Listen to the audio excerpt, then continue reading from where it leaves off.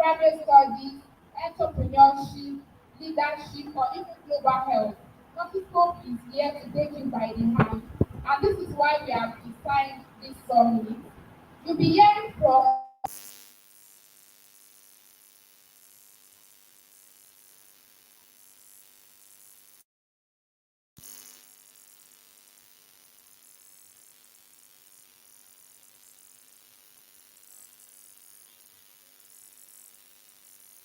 scientists, research, different specialties in nursing, and the likes. We also have lineup of panel discussion where you get to ask questions and also clarify all your doubts. I implore you to get your questions ready even as the speakers are presenting. So, as I round up, we have a special highlight today. If you check, is it your right now or your left? Where that roll banner is it your right or your left? What can you see there? You can see a book stand. So as a special highlight today, we'll be having a book review section of our CEO. His new book, upcoming, and the title is Charting New Territories. So if you are someone who is dreaming so big and so bold, and you are trying to navigate how to chart your own territory, this is a book you should go home with. So we also have a section for that. And before we go to the summit fully, I would like to appreciate the Faculty of Nursing Science, University of Lagos, NUNSA Unilab, including all the executives.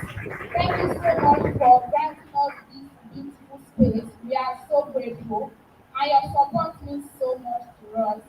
Once again, on behalf of our founder and CEO, Dr. Oluwadamilare Akindade, and the entire Nursiscope team, I welcome everyone to Nursiscope Career Summit 2025. Get set, get ready, and let's launch into the future together. Thank you.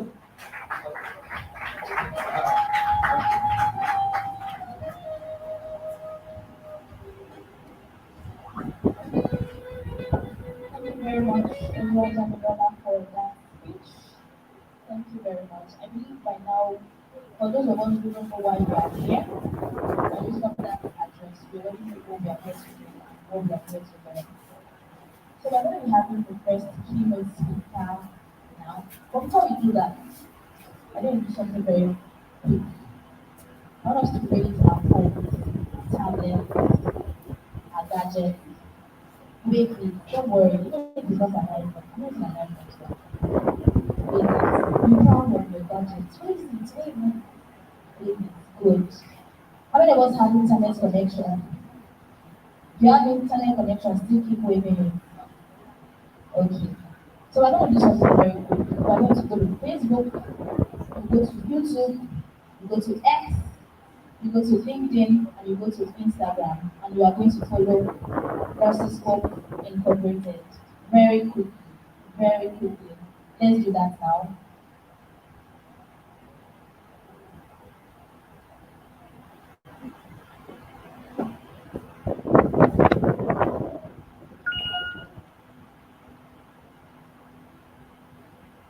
Are we doing that? I want to see us following Nursiscope Incorporated. So one of the things you don't know is that what we'll be getting today is very important and it's very tangential, but it's just going to be a tip of the iceberg of what you can get from being a part of Nursiscope. And following Nursiscope on every of these platforms will keep you updated with every other services or every other things that will be done even after today. So you don't want to miss out on anything. So let's do that immediately. Follow Nursiscope Incorporated on IG, follow Nursiscope Incorporated on YouTube, on Twitter, which is now known as X, follow on Instagram and on LinkedIn. So we'll be having the second welcome address by the NUNSA president now very briefly. Can you come up on stage as he takes the welcome address? Let's give him a round of applause.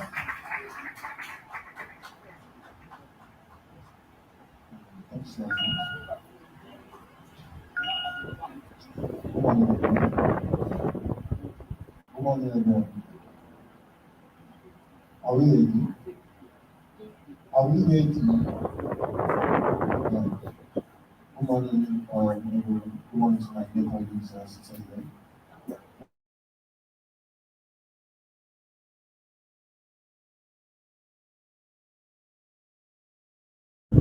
To the Nursiscope Convention 2025, we are doing it in collaboration with our university, our department, and the university students.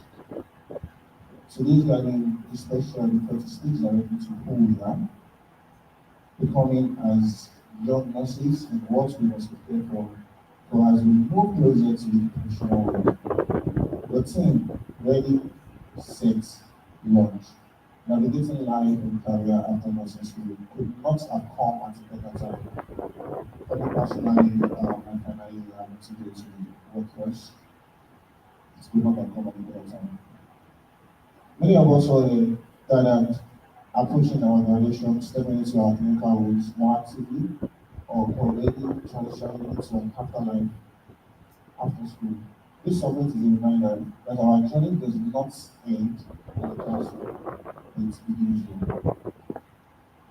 I want to sincerely appreciate Nursiscope, the team from Nursiscope, for an organization that continues to invest in the professional and personal development of nurses, because Nursiscope stands for clarity, direction, and empowerment.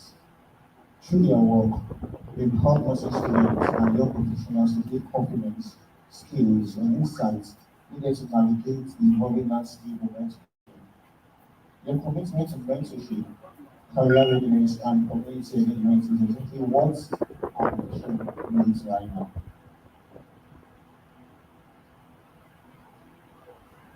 As nursing students, imagine professionals. We face a world that is fast changing. Healthcare is evolving, people is already, they're staying nurses. And patient needs are becoming complex, and technology is shaping the future of our work. That is why conversations like this, the ones we are going to be having today, is very, very vital and important. To help us not only prepare for our jobs that we hope to secure, but for the kind of courses that we hope to do. So I encourage all participants, every one of us here, to listen deeply, engage actively, and learn intentionally. The experience will be here. The experience will be there, the lessons will be there, the connections will be there. There are seeds that will guide the transition to life after school. So on behalf of Nigerian University Nursing Association, Nursing Chapter, I welcome you all once again. Thank you, everyone. very much. Sandra. Okay. So I'm going to be doing something real quick. I'm going to be calling a couple of persons out. You tell us your name, you tell us your profession, of course, you have a specialty, and you tell us why you chose nursing. Maybe this person that chose you, I don't know. Either of the two. So, who wants to volunteer? Let's get volunteers first. I have gifts, so I keep hearing gifts actually. You want to have Santa came early this year. I'm a Santa. Who wants to volunteer? Before I choose, I'm going to pick somebody. Who wants to volunteer? Stop looking at your phone. I mean, you actually look at me. People are looking at your phone. Where's your DJ? Your DJ Volunteers. set up and he left. Nurses are bold. I mean, I was expecting the Wait, energy DJ, what? That's the good. more than No. Sorry, yẹn Are mi you ò fẹ́ raising your gbọ́ hand? yẹn pé mo kọ́ ló pè é lẹ́ ń ṣe program. Yes, you. Let's clap for her to come out. Keep clapping. You didn't come out. Somebody's coming out. You're not celebrating them. It's not fair. Thank you.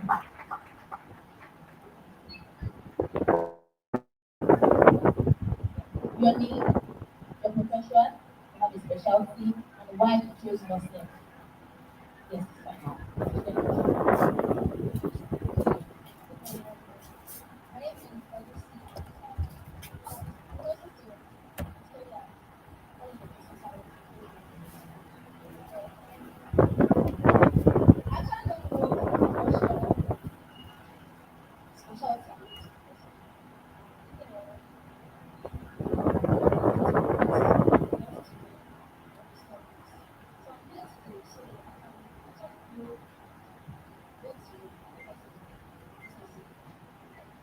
Thank you very much. So why did you choose nursing? Why did you choose?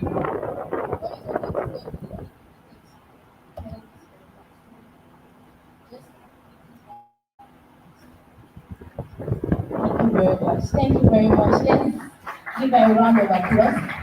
I want a male nurse in the house. Okay, no. I want a non-health person. If you are a non-health person and you are in the house, or you are not a nurse, please wave your hand. Please wave your hand. If you are not a nurse, you are not a health professional, and you are around, wave your hand. You don't want me to call you. Okay, any male nurse in the house. I know some people's name, don't let me call you. Just come out. That brother is looking at the side, just come like that. Let me clap for him, please. Let's clap for him. Calm down. Thank you very much. Help me to break him up. People around me, thank you. Thank you so much. Keep clapping.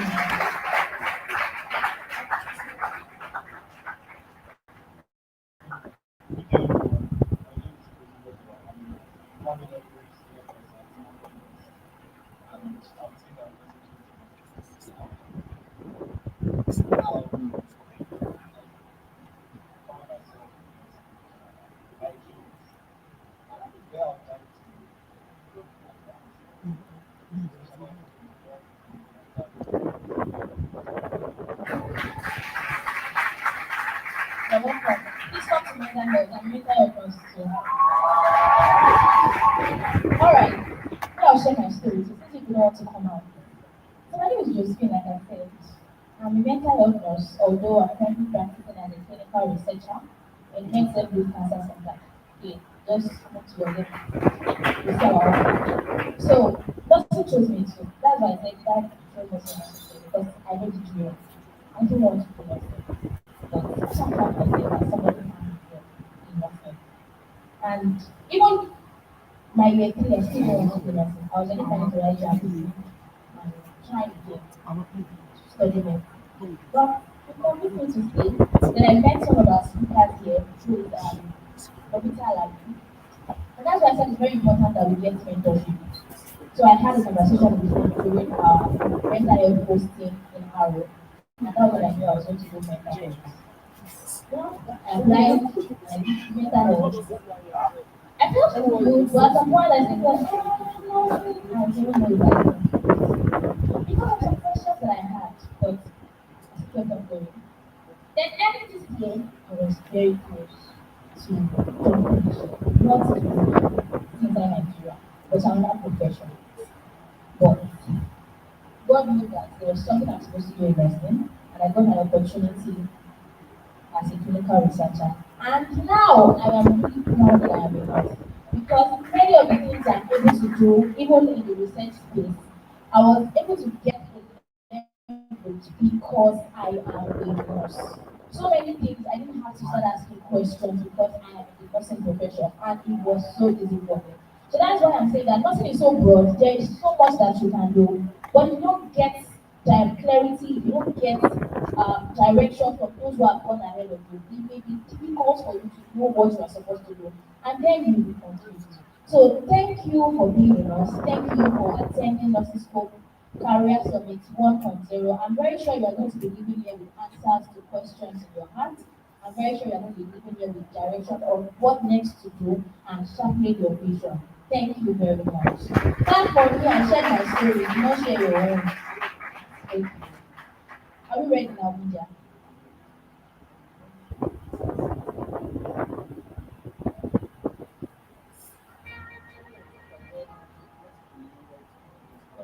So while we wait for Lydia, somebody has a spoken word for us.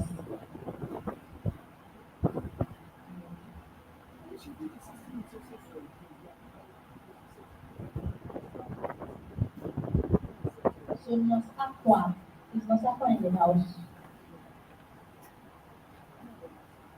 Nos Aqua.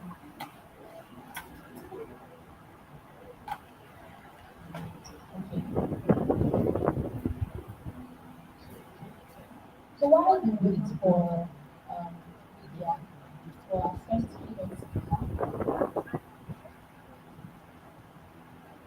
I would like Nos Ajibade to come on board.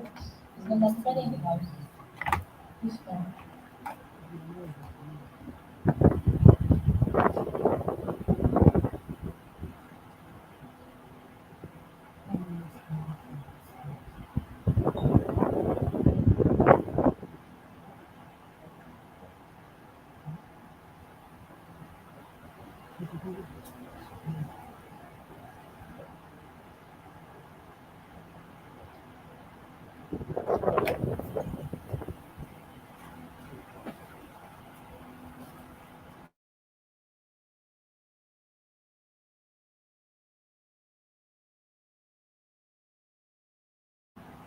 I want to sing the lesson again now. I know you forgot to, but I want to sing it. You will remember. Proud not to sing out. I don't sing the right thing. I don't sing loud. I want to hear our voice. Are we ready? Are we ready? Yeah. Are we ready? Nurses in the house, are we ready? Alright. So let's sing the nurses anthem the count of two. One, two. We are called to serve humanity. Shady is what they want to see. And love of caring. We are built on integrity and discipline that transcends through every generation. Immaculate and unequal, we are the salt of hope to everyone, and the foundation for a beauty and healthy world. Together we shall stand. The seas are great, the seas are carried, and every tongue of humility and service. We are freshly ordained for this profession. Yes, I'm proud to be a nurse. From near and far, we have gathered with one goal to uphold the good name of our profession and for his and splendor. You for understanding, and for responsiveness and selfless service. I innovative and initiative and for nobility. G for gentleness and love. Mercy and grace, mercy and caring, and every song of humility and service. We are freshly ordained for this profession. Yes, I'm proud to be a nurse. Great Nigerian nurses! Great Nigerian nurses! Thank you. Everything is documented. Thank you very much. Let's get to Some people don't know nothing anthem. I promise you, I will not cast you. I promise. Please go and learn. During our time, when we started nursing, in those days, every morning before we go to class, we will sing the nursing anthem. So it's very important, please and please, dear evidence nurses are different Remove it. staff nurses. Remove it. We should want to nurses. Thank you very much.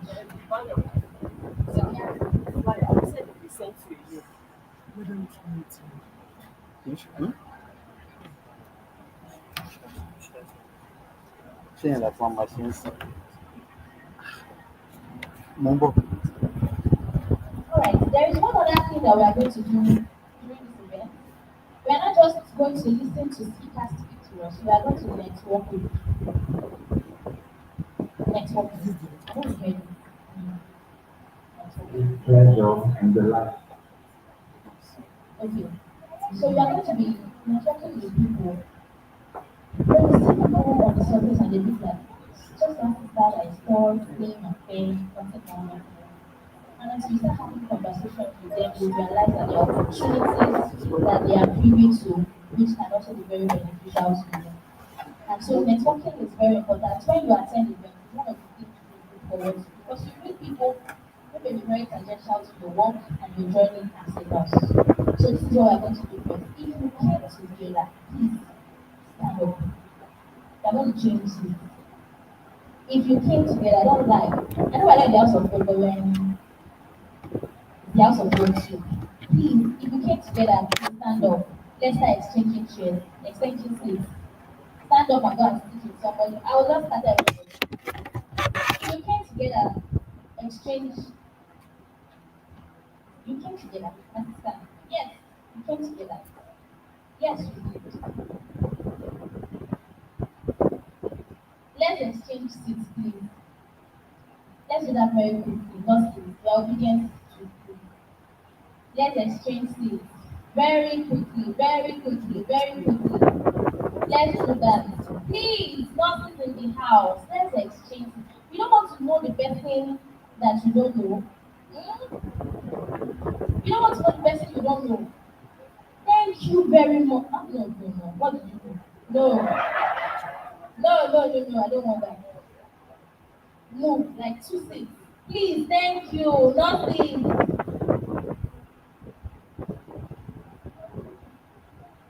Thank you very much. Thank you very much. Let's celebrate that sister as she exchanged her seat. And that brother as he exchanges his seat. And that sister too as she exchanges her seat. Thank you so much. Thank you. You can sit on my seat if you want to. Thank you. So while we wait for media, you can begin to know the person beside you, know their interests, know the school they are from, or where they work, what they are interested in. Ask them if they have opportunities for you. And those of them that are looking for you, you can ask them if they know where you can work. It's very important. Seriously, you can get a job from me, real life women. Serious. Just talk to them, have conversations with them, know what they do, know what they're interested in, and see if you guys will share similarities and will share common interests. So talk to the neighbor beside you, to your neighbor. Talk to your neighbor. I'll ask you who your neighbor is.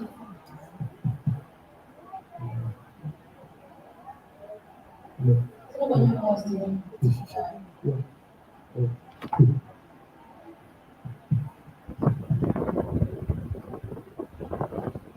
Hello. I'm not able to talk to anybody. You can talk to me if you want to.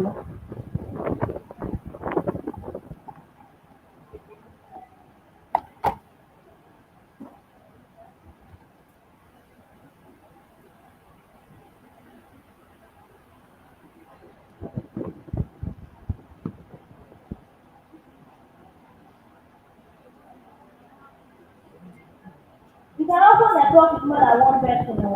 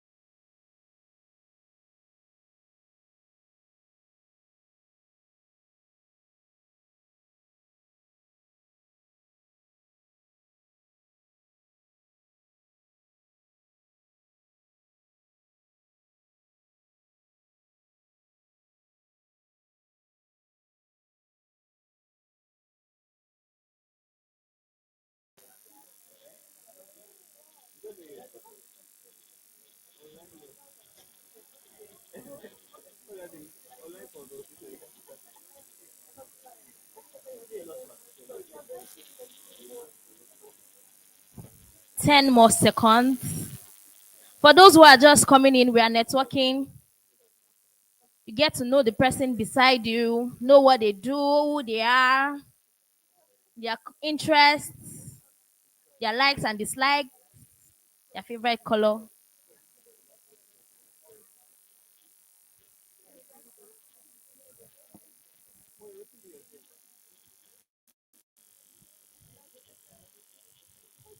10 more seconds.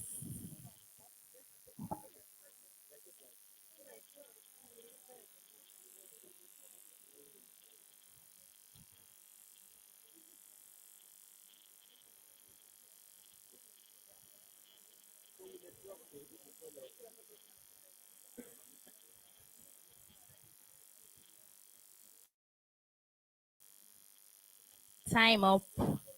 Time up.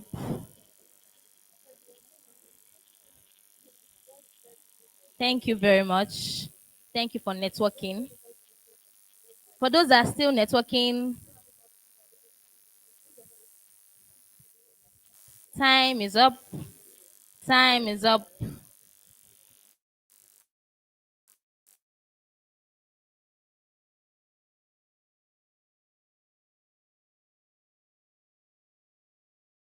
Stop.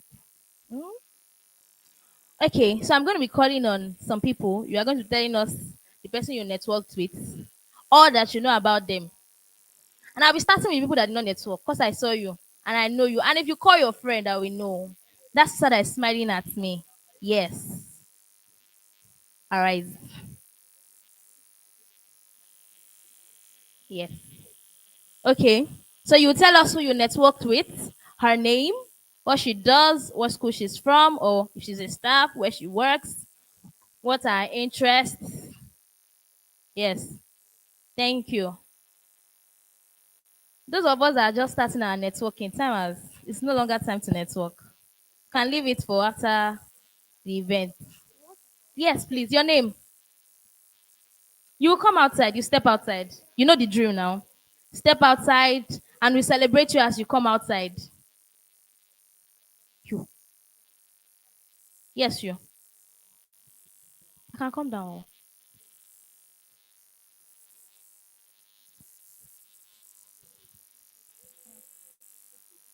Can you hear me? Yes.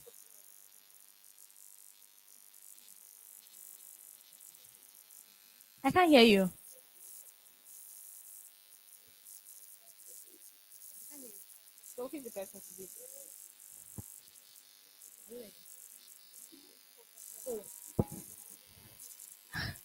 Let's celebrate her. Celebrate her. Thank you. Thank you. Good morning, everyone. I'm Sophia, and I networked with Eniola, and she's a nursing student from Lascom. Yeah, that's all I got to know about her. Okay. What does she do? You're not student, you know. Where is where's the person you network with?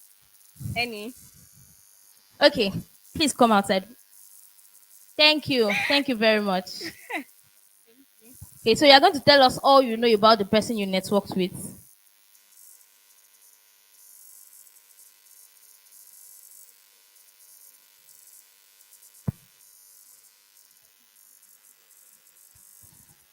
Good morning. Good morning. Good morning, everyone. Okay, my name is Eniola Olanishebe, and I network with Sophia. She's a student from Nigerian Army College of Nursing, and we have a mutual friend in common. Okay, she's not here right now, but that was what we So I talked think about. okay, thank you very much. Thank you so much. So the next person that's going to come out, you need to know not just the person's name, the school they are from, or wherever they work. Know what they do. If they do anything other than nursing, what is their interest? Know everything about them. Like you want to know somebody. Do you understand? Why are we smiling? I'm going to call somebody else. Or does anybody want to volunteer? Does anybody want to volunteer? Thank you. Okay, yes, please. Let's give her a round of applause as she comes out. Thank you.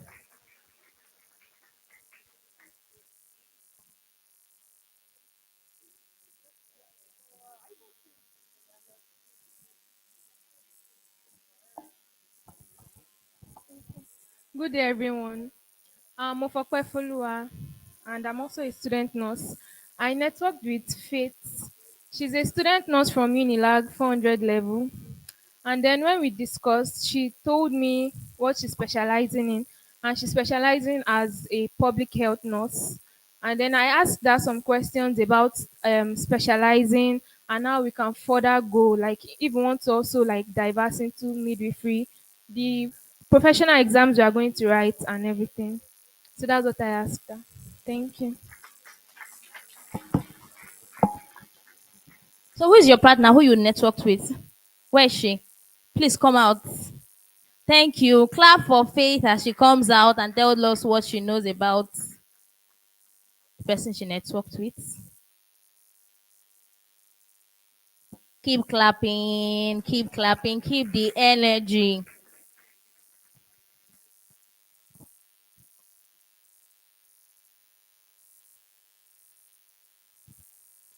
Good morning, everyone. So I network with Mofope. She's a student nurse at Lasucom 200 level. So she said she plans to specialize in pediatric nurse. So,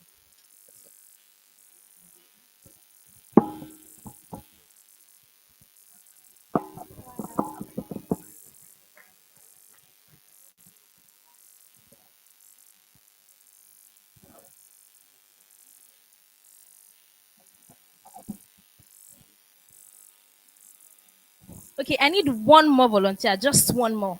One more volunteer. Who you networked with. Let's know the person you networked with. Thank you. Let's clap for her.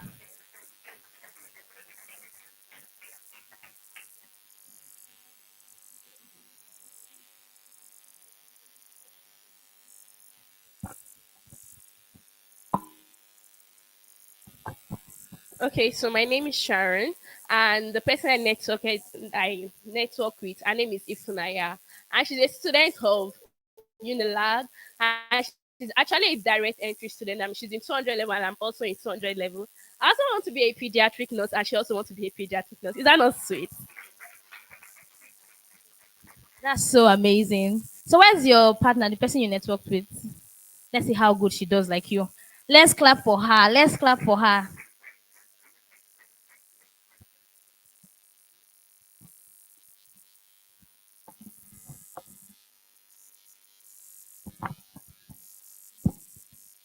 Okay, so my name is Ifnaya, and the person I network with, her name is Sharon. She's a student of Anko University. She's in 200 level and also wants to do pediatric nursing with me too. Eh? No, no, no, that's all. So, you still have the opportunity to network with somebody else before the event runs out. Get to know people, get to know what they do. So,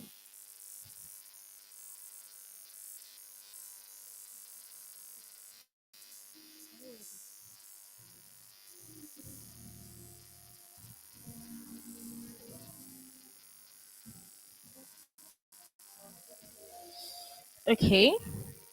So, we'll be having our first speaker for this event. This is the time we've all been waiting for. Yes or yes? This is the time we've all been waiting for. It's so good to be in your faces, and I find great pleasure and delight also to be here. Of course, Talabi is my name, and it's so good to be here once again. Right, I want to begin by appreciating the host of this Career Summit 2025, person of Dr. Akimbade Oluwadamilare, of course, and the entirety of Nursiscope Incorporation, and of course, the organizing team that was instrumental in seeing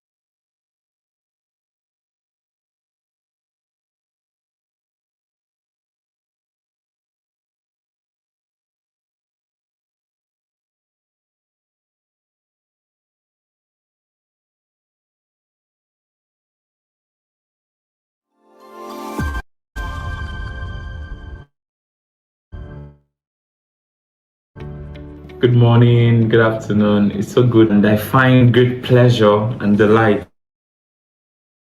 also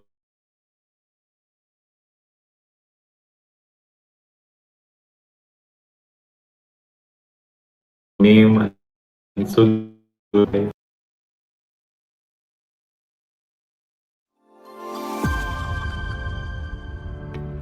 Good morning, good afternoon. It's so good to be in your faces, and I find great pleasure and delight also to be here. Of course, Talabi is my name, and it's so good to be here once again. Right, I want to begin by appreciating the host of this Career Summit 2025, person of Dr. Akimbade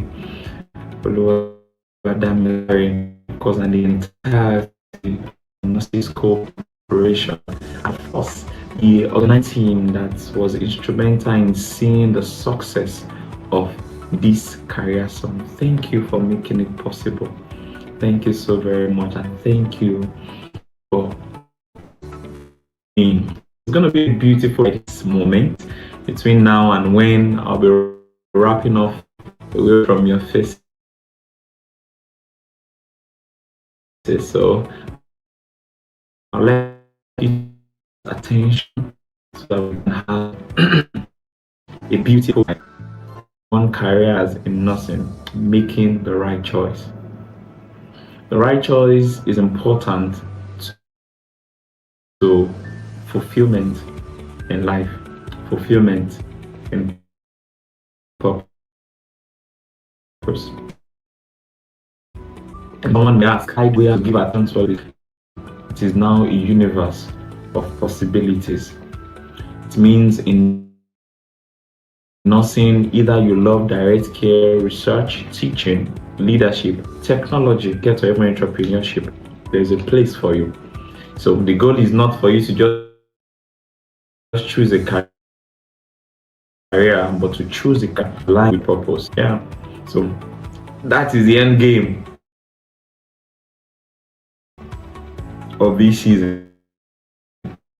What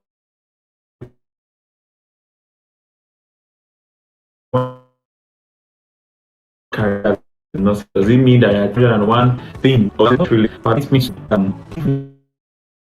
specialties that nursing itself offers.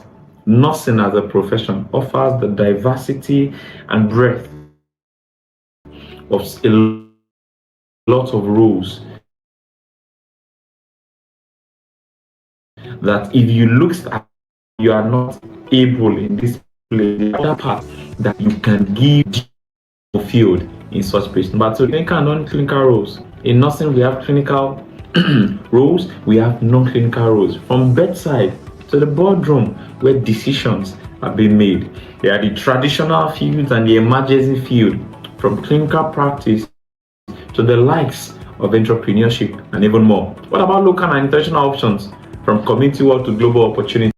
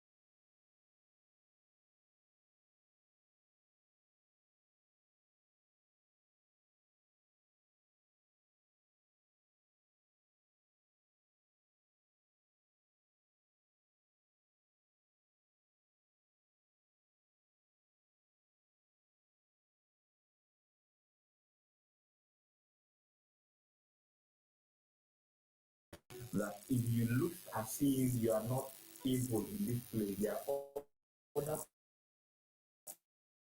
parts that you can give due diligence to and make and be fulfilled in such place. Number two, the clinical and non-clinical roles. In nothing we have clinical roles, we have non-clinical roles. On bedside, so the boardroom where decisions are being made. They are the traditional fields and the emerging fields, from clinical practice to the likes of entrepreneurship and even more. What about local and international options, from community work to global opportunities? Our old Dr. Kimbade Damilare started from the local city of Ogumosho, but look at it today, global health consultant. Haven't toured the world from Hong Kong to Ghana to now even currently in Alberta. Local and international options. That is what the nursing of today offers if we give crucial attendance to it. Follow me. Now, why does career choice matter? Number one, for job satisfaction. You don't want to be in your 30s or in your 35 and you're beginning to wish you never were in nothing because it will be terrible. Because just like they say, life happens. But blessed be you if you actually made the best of decisions in advancing in age and in years. Quality career choice prevents burnout. It's a terrible thing to be having burnout syndrome and miss a lot of other things in life. Why does career choice matter? Personal fulfillment. You'll be personally fulfilled. There's a measure of fulfillment that comes upon you, that comes within you when you're in the right place at the right time. Doing, there will be an opportunity for session. It means there are places, there are certain thoughts that you can move and channel without issue. And the third is impact and influence. One of the things the life of our old Dr. Kimade has taught me so much is that impact and influence is possible at any level of life, especially if you're in the right place. You don't want to live a life of regret. I want to believe that you have been designed to live an impactful and a meaningful life.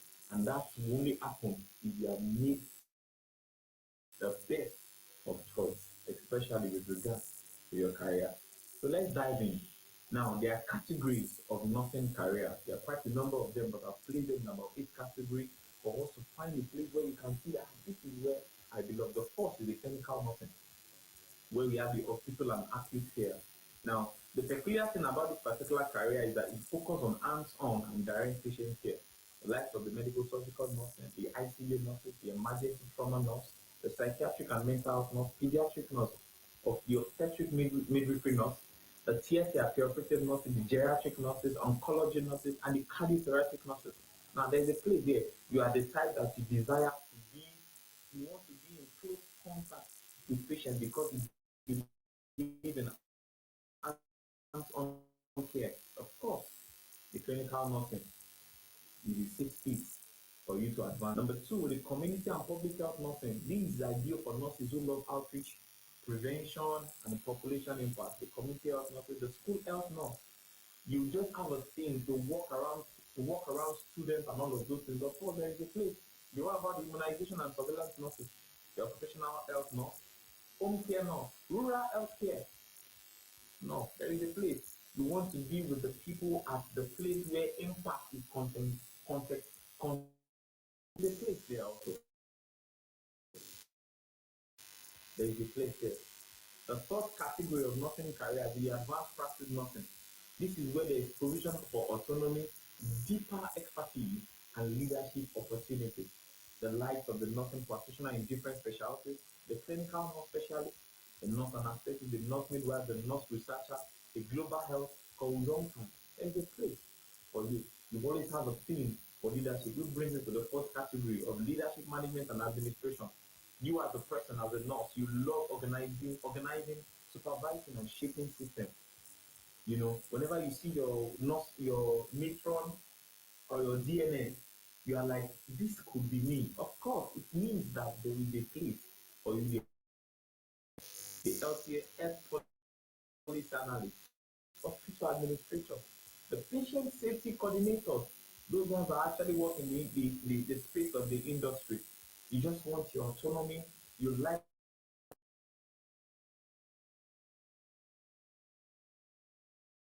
things are done without a whole lot of bureaucracy and all of those things. There is a place for you. Moving on, education and training. For nurses who love teaching and shaping future professionals,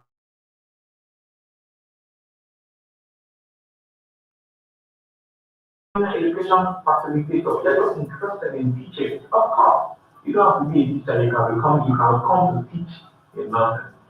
The mental health and behavioral sciences. This is a field with highly because there is no way that you cannot work either as a especially when it comes to the matter of addiction, especially as an addiction specialist, either substance addiction or behavioral addiction.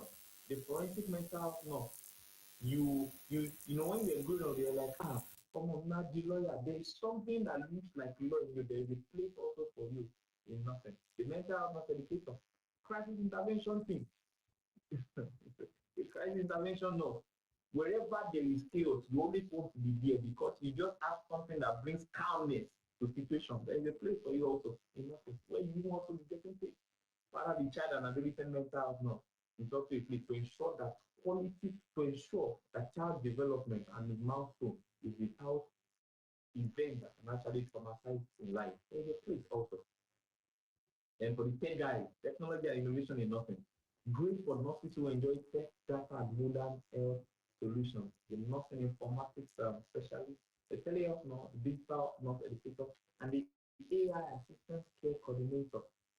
No matter how good AI is, it still needs the touch of human intelligence to ensure that human needs are satisfied.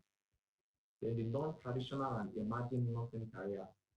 Nothing skills are transferable, and that is why we see not as travel agents. When I mean travel agents, going from one place to another.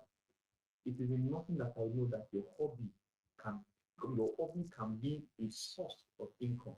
Like to travel is a place for you. Legal nurse consultant, the medical writer, content creator, you just like to write. There is a place for you. Don't apart from writing on LinkedIn, there is a place where you can have an audience that will bring you fulfillment and will even pay your bills. Wellness coach, the staff coordinator, humanitarians and and non-governmental organization. No, we have people like that also. They're just so concerned about ensuring that quality health improvement is in place. There is a place for it. Now, the eight of these are just categories of the various nursing career. The reason why this is put before us is so that you can understand that no matter what your passion is, there is a place for you in nothing. And we and if well guided, oh, and how do I make the best of career choice? The first, without marking what is to know yourself. You have to know yourself. You have to find out what energizes you. Is it people? Is it systems? Is it teaching? Is it leadership? What gives you energy? What just inspires you? That will be an indicator of the best of all you need to know that that's a career. What are your strengths? Are you empathetic? Do you like analysis and data? Or you are the more of the communication type? Or you are just naturally creative? It's an indication that of where you can be and how you can be properly managed. You have to find out what brings you easily, the energy pattern, the high or low intensity. What brings you easily? Does long conversation or long standing, all of those things, does it drain you? Or when you can't just sit still for a moment. You must be able to recognize that. You must make the best of it. So that you not be in a place where you will be laboring against or against that which is meant to provide advantage to you. And how do you see people? Do you see people as a means from him? or a tool valuable or valuable tools to see that quality of life is improved. You have to look at that also, how you see people. Number two, how can you make the best of career choice? You have to know your value system, values, your values. What are your values? Do you prefer to have a work-life balance? And when I mean work-life balance, do you desire that you don't want to just live life and as to work alone, or and you want to be like some kind of a family person? I don't just want to work on and I do not have life. I want to have a life and also want to have work. You must consider that. You don't do that your values, or you're the type that you don't care, you just want to work. I just work. I just work till you don't want to know, because no one knows tomorrow. Like, just work and just get paid. You must consider this thing. You must look at yourself, sit down, find out about it. I remember when I was about when I was done with nursing school course, and I was thinking, what should I do?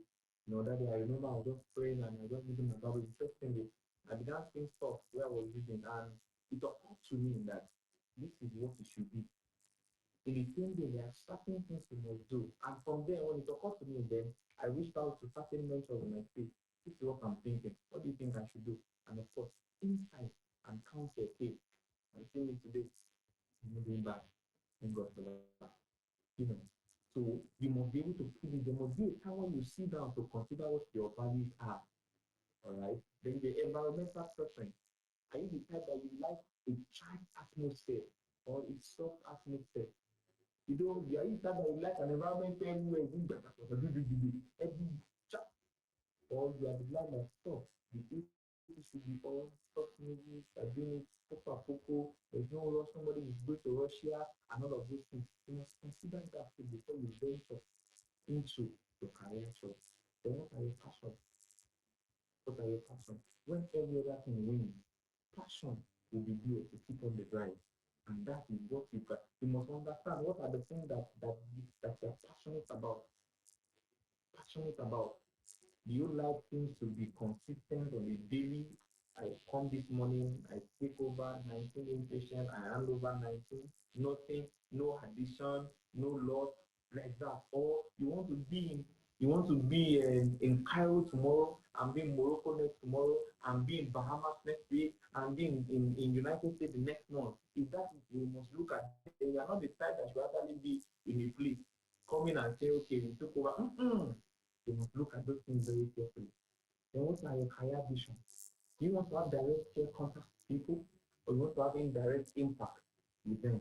You have to give it kind consideration so that you will not end up feeling bad at the end of the day, because when life begins to throw stuff at you, when begin to throw stuff at you, blessed be you, you are in the middle of the best of choice.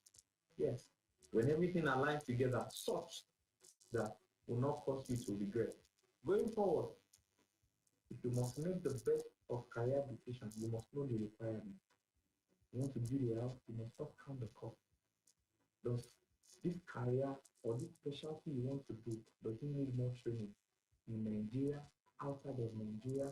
What does it take? There are certain specialties in nursing that there are only just maybe one or two places that it is being done in the whole of Nigeria. The likes of cardiothoracic and all of those things. Just very few. For example, mental health, I think there are about just 6 accredited particular institutions that can actually offer mental health nursing training. You must know the training, you must know what it takes.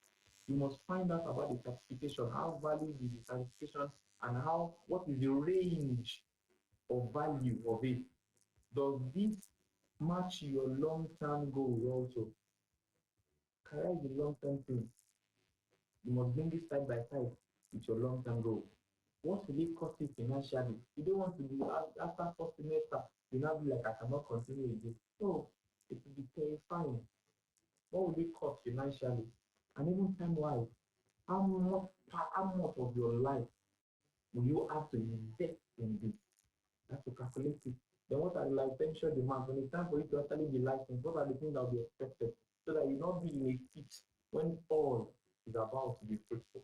All right. Going forward, you have to know your opportunities. List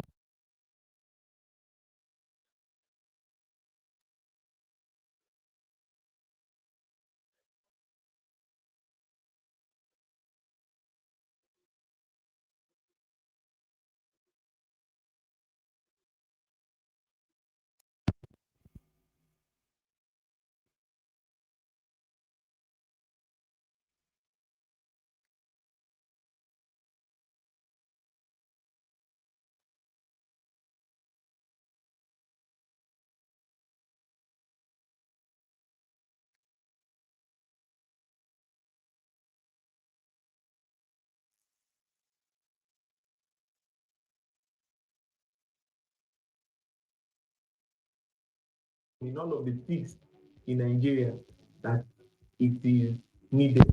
You have to find out what is the demand of this choice you have to make. All right. Now, this is your specialty. How does it solve local or national needs?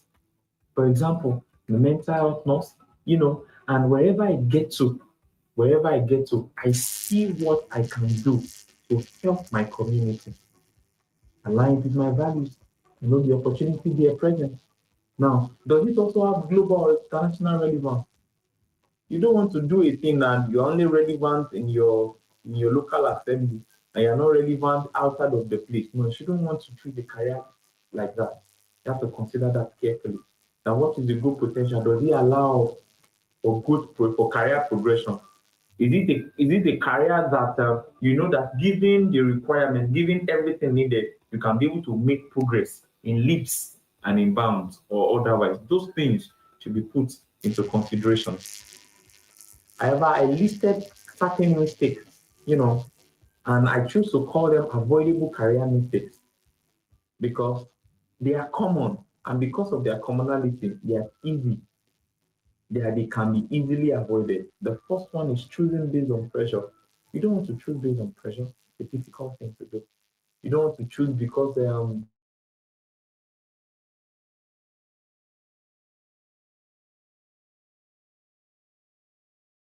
that chose based on their how they were pressured. No, no, no, no. Another avoidable mistake is following trends instead of passion. When everything is off, passion will keep on. Following trends instead of passion. Trends comes and go, but passion remains even when the light is off. Passion remains. Then avoiding further education and staying stagnant. Many people, by the time they get into a particular place and it appears that it is meeting their current need, they forget that life is in phases. Men are in sizes. Every phase will require certain demands from you. So you don't want to be in a place where you just be like, I'm no longer interested in reading. This business is enough for me. It is enough for me. It's enough for me. The only person that is allowed, the only thing that is allowed to be enough for you is Jesus. BNST, there is, oh my God, there is so much place, there's so much place. BNS, MSc, PhD, fellowship, global, not consultant. You just keep aspiring. But we see so many people, and because of new life, we say life is actually happening to none of those things, just settle where they are. That mentality is something that must be taken out of the way if you must enjoy fulfillment in your career. Many people appear to be frustrated today because they are not making progress. So many people today, they just always they're always just looking very prideful, frustrated every day because they are experiencing stagnancy. Now, and it's avoidable. When everything is done well, it can be avoided. You don't want to be stuck in a place you don't want to be stuck in a particular place. The beauty of career is that you are making progress. What is the beauty of nothing? Given the right information and discipline, you enjoy flexibility. Yes, you enjoy global mobility. Just go Donna Cadillo that said nothing will take you around the world. It's a diverse profession and it will take you around the world. And it is very true.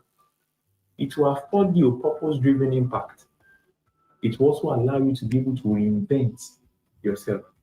Those are the things that nothing of today actually offers, given the right information and the discipline. If you give attention to these things, I tell you, in no small time from now, you also will be a man of impact, a voice of influence. But before we go, let's quickly look at nothing internship placement, which appears to be a thing nowadays, especially in this locality that we find ourselves in Nigeria. Nothing internship. By way of explanation, nothing internship is a mandatory one-year program designed for graduate nurses to gain hands-on experience in any nursing, nursing and Military Council of Nigeria accredited hospital. It is mandatory.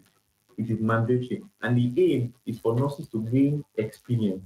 And of course, it's a paid temporary employment. And that is where the thing is. Because an employment, then you have to find a way to apply. And why are we talking about this? But before we talk about the strategies you can employ to ensure that you gain that paid temporary employment, we must watch out for the categories of NMTN accredited hospitals for internship in Nigeria. You cannot just walk into any hospital and say you want to do your internship. No, there are places you must enter into. The fourth category is the teaching hospitals, the likes of the federal and state and even some private owned hospitals where extensive knowledge of all forms of medical and surgical care is given. And it serves at the highest level of care in the healthcare system.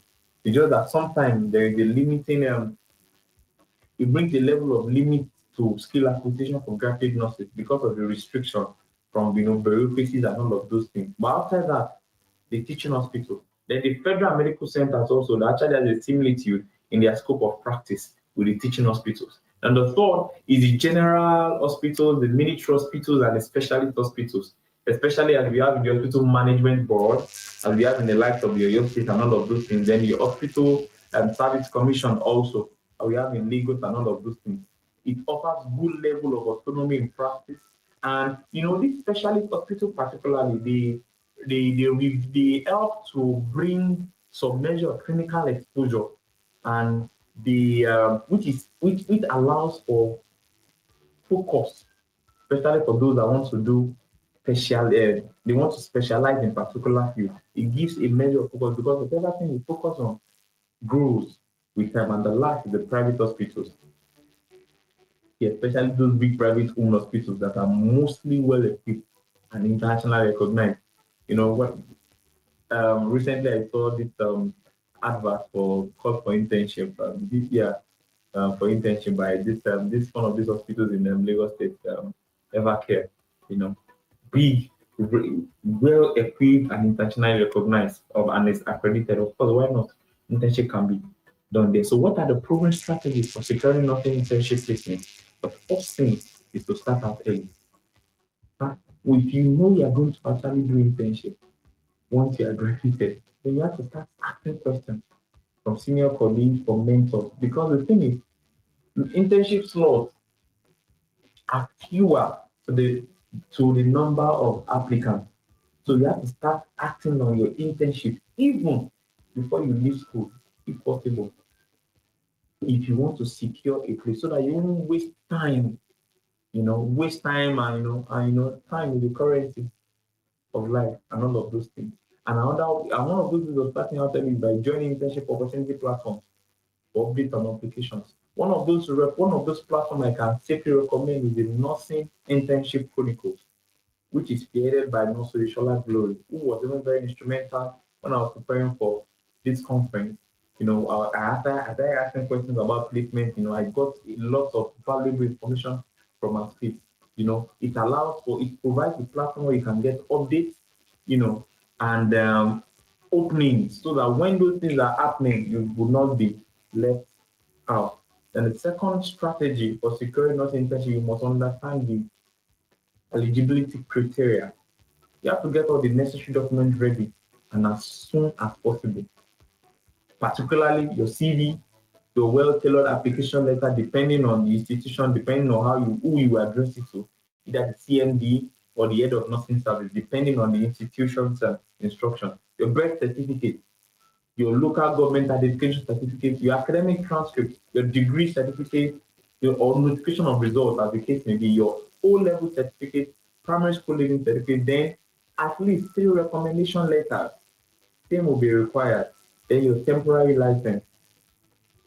So it's very important. You can apply for them for same, and same will be made available for you, which is very important. Now, those are criteria. Now, you must also understand that the mode of submission of this document depends on the facility. Some prefer that you submit online, others prefer that you bring printed, copies. Number 3, know what you want to get out of the internship. Some people want experience, some want money, and some want both experience and money. When you know what you want to get from the internship, it will readily guide your choice. Then use networking strategically. Networking is powerful. Build respective connection with nurse educators, senior nurses, and also HR personnel. You may not know who is going to be useful for you tomorrow. So build tangible relationship, because relationship is a currency. In fact, it's a serious currency in our day and time. And leverage your mentorship program to gain referrals to early information about openings. Leverage on those things so that you will not be left behind. Then apply to multiple institutions, apply to 10, apply to 100. Apply, just apply, keep applying. Press that application, keep applying because you do not know. Cast your bread to six, cast it to seven because you do not know which one will actually turn out to be the one. And if you have multiple of choices, you'll be able to make the best of decision. Then prepare for interviews and exams. Don't assume that there's nothing in reaction that will prepare. Proper preparation prevents poor performance. Prepare, prepare. Then improve your professional skills.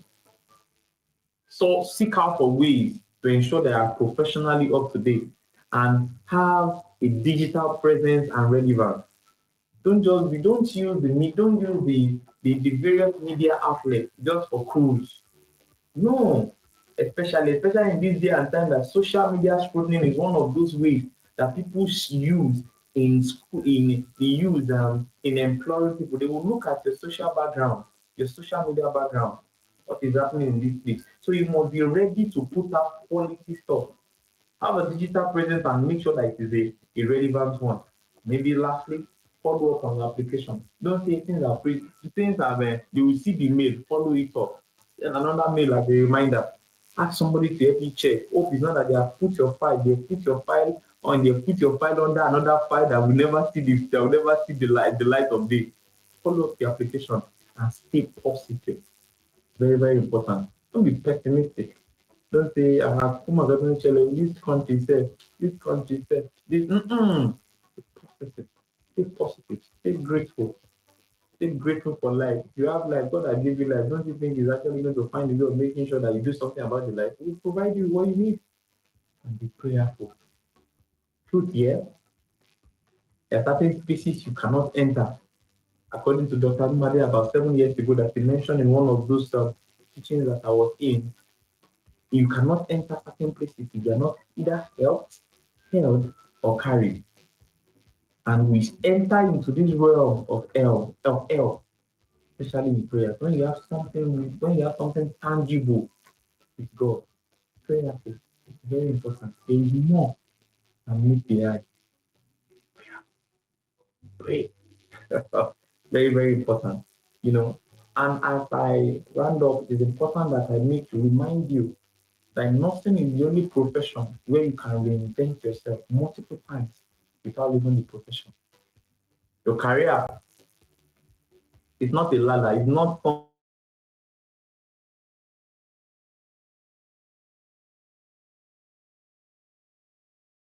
passion, your skills, your faith, and your purpose. And the least they can do is to keep exploring until you find it. Let me tell you in closing, it's always where you be led. And that is why we have summits like this, career conference like this, to lead us appropriately. Because for the led, it is always well with him. And on this note, I want to say thank you to the host.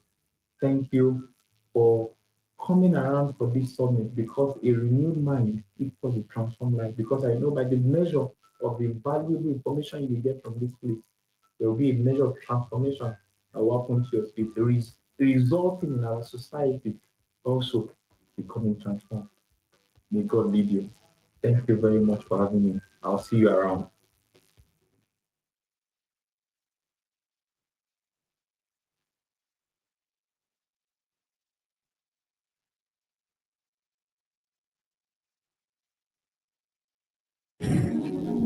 A power packed session. That was a really power packed session. How many of us learned one or two things from the session? It was really power packed. It was very enlightening.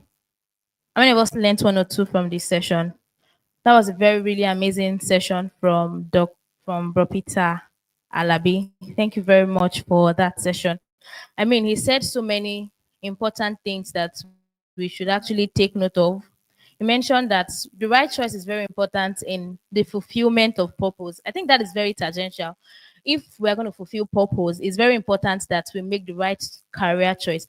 And he also mentioned something that really struck me. He said the choice of a career choice is a long-term choice. So while making a choice for a career, you must bear it in mind that it's a long-term choice you are making. You are not making a choice for now. You are making a choice for years and years to come. That is very amazing. He also spoke about how impact and influence is very possible at any level. I think that is very, very important so that even as a student nurse, you can make impact and you can influence your environment even from where you are. Mention the number of things, how we can make the right career choice, knowing yourself, very important, knowing your values, knowing the requirements for whatever you want to do. You know, you see a lot of student nurses asking questions like, I don't know what I'm supposed to do next after school, or should I go for my specialty, or should I go for my BNSC, and all of that. Knowing all of these requirements and knowing your values, it would help you to, it's going to shape the decision you are going to make as regards to your career. So thank you very much for that session. We are going to go to the next session now, but before we go to the next session, I'm going to ask two people to come and share briefly what they learned from this session. Very, very quick. Very, very quick. If you've actually written, you should be able to list out just two things that you've learned from this session. If you've not spoken in this event so far, this is the time to speak. What have you learned from this session? What have you learned? What have you learned? What have you learned? Yes, please. We know the drill. Someone is coming out. What do we do? Thank you. Okay. Okay, I've learned a lot from his lecture. How to walk through a career path. You have to know yourself. Know yourself. Know your. You have to know yourself. Know your what energizes you, your skill, what drains you. You have to know any career you're choosing. You have to know the long-term goal. How is it a demand in Nigeria and outside the country? Don't choose a career that it will limit you just to Nigeria. You will not be able to go outside the country. And I also learned a thing that in life, one can only find yourself in a place once only if you are held or carried. Thank you so much. Thank you so much. Thank you very much. One more person, very quickly. One more person who wants to share what you learned from this session. Thank you very much, sir. Thank you. Thank you. Morning, everybody. I'm Nurse Basi Manuel from Nigeria Army College of Nursing. I think what stood out for me was the avoidable career mistakes that you can actually avoid while choosing your career. One of them is not following trends, and then you don't choose under pressure. Don't allow what is pressurizing you, maybe your parents or your friends, to make you choose your career. Choose based on what you have passion for instead. Then also, avoiding further education and staying stagnant should be out of your mind. Try to further education, try to aim higher, and try to not to stay stagnant. Always move ahead. That's what stood out for me. Thank Thank you you. so much, sir. That is really amazing. Thank you so much. Someone wants to share? Okay. So we're going to the next session now. Are we ready? Are we ready? Okay. It only gets better from here. We've had an I amazing wanted to session. say It's like going to be more what I amazing learned from here. what I learned from the session we had earlier.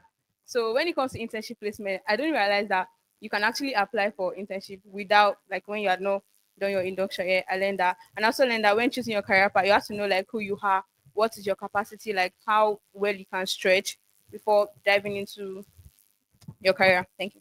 Thank you so much. Thank you very much. So we're having the next session now. But before we do that, if you followed Nursiscope Incorporated across all the social media platforms, say yay. Huh. If you've not followed us, say nay. Why? Please follow us now. I'm going to ask again. Thank you. So our next speaker will be coming up right now. One of the phenomenal persons in nursing. Guess. Guess now. Mm? Say it loud. Oh, it's really cold. It's terrible.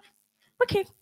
So let me read the biography of our next speaker. Olashola is an advanced perioperative nurse specialist. Please start clapping as I'm reading. Thank you. At Evercare Hospital, Lekki, driven by a passion to see nurses rise beyond the walls of the hospital. With over 6 years of hands on experience in perioperative care, she has become a voice of leadership and transformation in nursing. She's the founder of LinkedIn Nurses, a thriving community inspiring thousands of nurses and students to grow, lead, and create impact. Sarah also co-founded Leverage Pad Consulting, helping professionals discover clarity and confidence in their career paths. A certified confidence coach and public speaker, she continues to champion purpose, visibility, and the power of professional identity in healthcare. Ladies and gentlemen, join me in welcoming Sarah Oluwashola. You're welcome, ma'am. Please let it be louder. Let it be louder.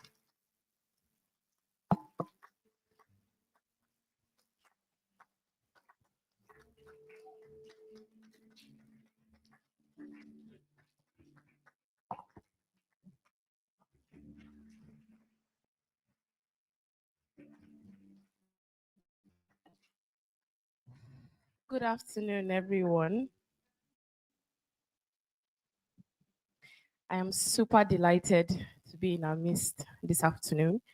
I want to give a special recognition to Dr. Wakingbade Damilare, who is the founder of Nursiscope Incorporated. Thank you for the way to bring me here to speak. Beautiful initiative. Please, I want to confirm if my flash is in the system presenting because I'd like to control my slides.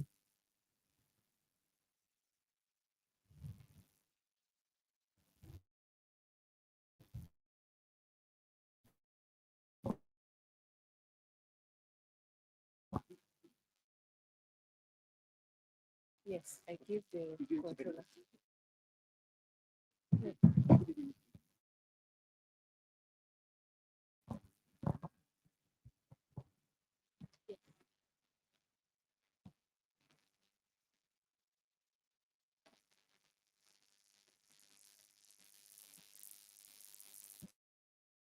Okay, so let's just dive into it. I don't want to have to be saying slide. That's why I brought this. Let me know when I can try to use it. Media. All right. Today I will be speaking on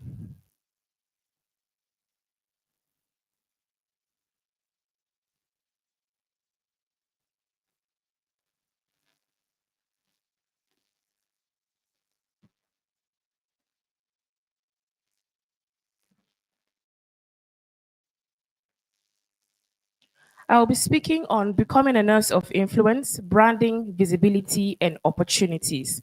But before I do that, I'd like us to chorus.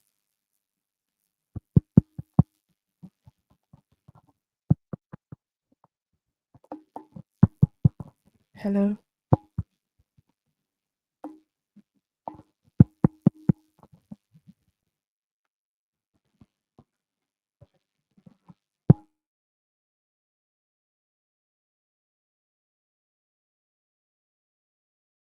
Yeah, what?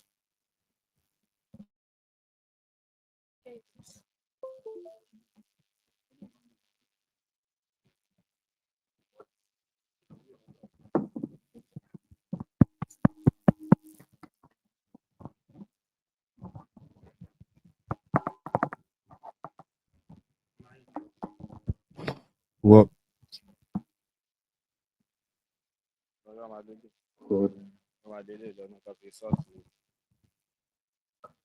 I'll be speaking on becoming a nurse of influence, branding, visibility, and opportunities. But before that, I'd like us to chorus. What?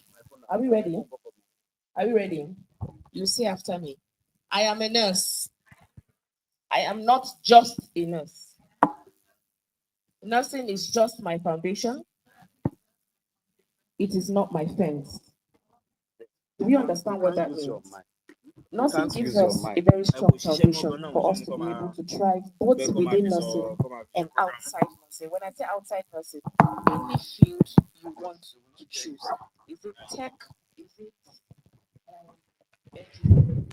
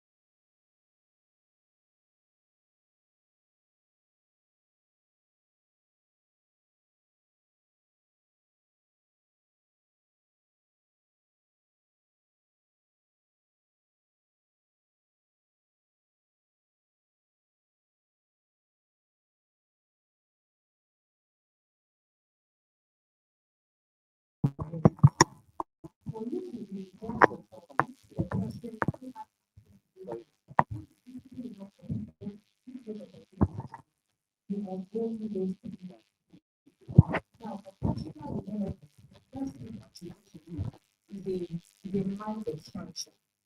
In nursing, we are thankful for the clinical background, the very strong clinical background that we have. Clinical posting, they don't joke with it, classes, lectures, they don't joke with it. But many are told, some of those things don't actually help you. They don't give you the boldness, the confidence, the clarity to take some steps that real world workplace or real world opportunities will command from you. So personal development, as the name implies, personal, next slide, starting from you. Nobody can do that work for you.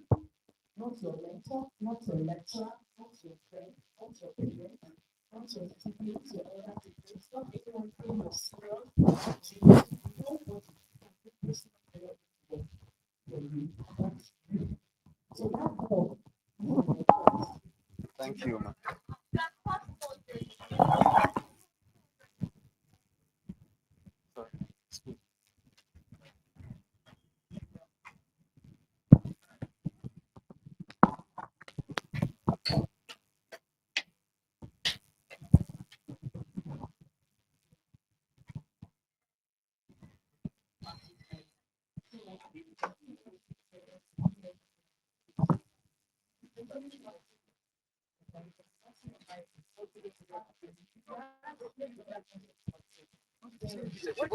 What did that guy say?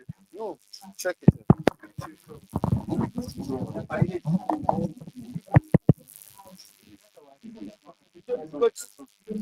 Oh, this went off. Oh. What happened?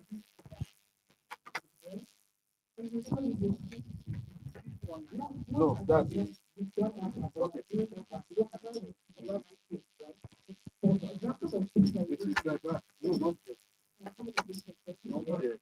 It's just a fraction. Don't limit yourself. Talent is not enough.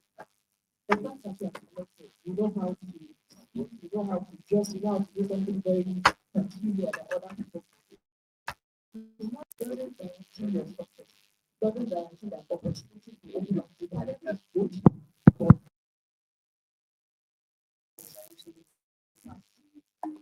develop it.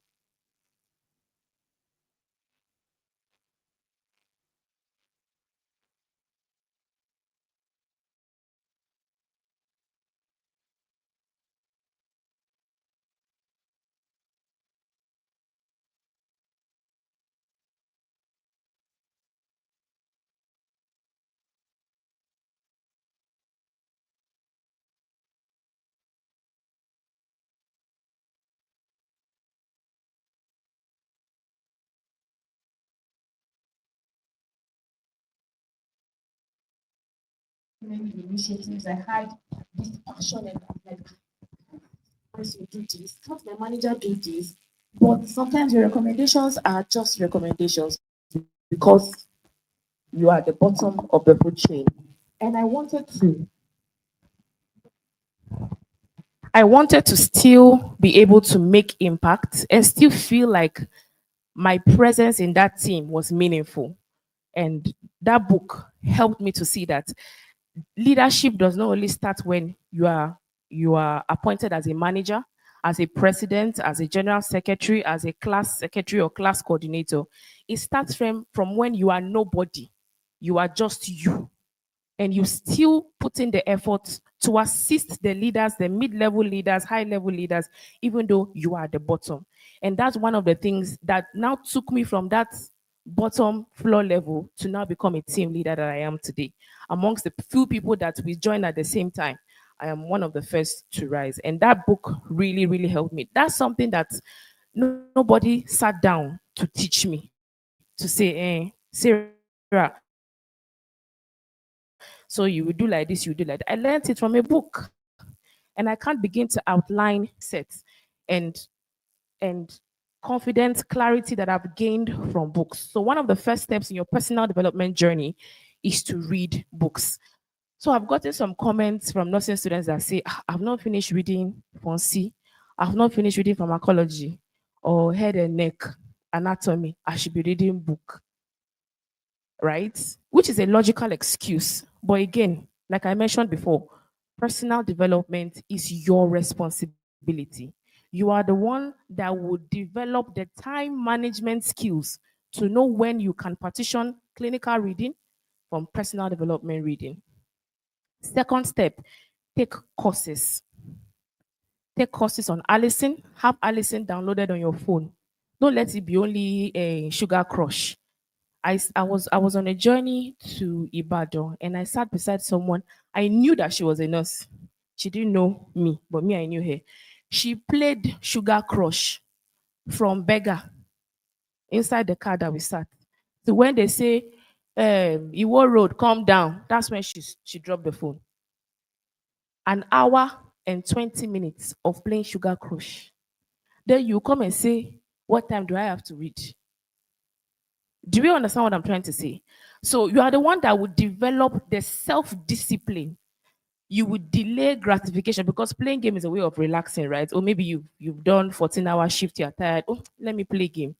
But you must delay gratification to discipline yourself to do these hard things because it is these hard things that would brand you, that will give you the visibility you need, and then open up you to opportunities, both local and global. So I mentioned Allison, Udemy, Coursera. There's edX as well. That can be very expensive. So maybe just focus on those three for now. Then listen to news. I used to be someone that if they say President Tinubu said this 2 days ago, I'm not current. I don't know anything that's happening in this country. Even in nursing, my own is just read, pass exam, and go. And that limited my mind. One of the very most important things on this reinvention cycle is mind expansion, the ability for you to think far, to think deep, and to see wide, right? So listen to news, know what is happening in nursing. If I can ask, what is the most recent troubling global news in nursing? Does anyone know? Please speak up, speak up. Yes, in United States, right? And that limits their access to the kind of student loans they can take for courses. Then attend educational events. I'm glad that this room is almost filled or packed, right? So when you hear of seminars, webinars, you may not be the one speaking. You may not have anything to lose or gain, whether you attend or not. But one thing I've learned over time is what you expose yourself to is what comes to you. It's like a law of life that if you are constantly listening in on webinars, on seminars that are talking about sponsorship, scholarship, research grants, naturally, if somebody walks up to you and say, I'm trying to get a grant for this paper, off the top of your head, you can give recommendation. recommendations. I was part of a webinar. They mentioned ResearchGate.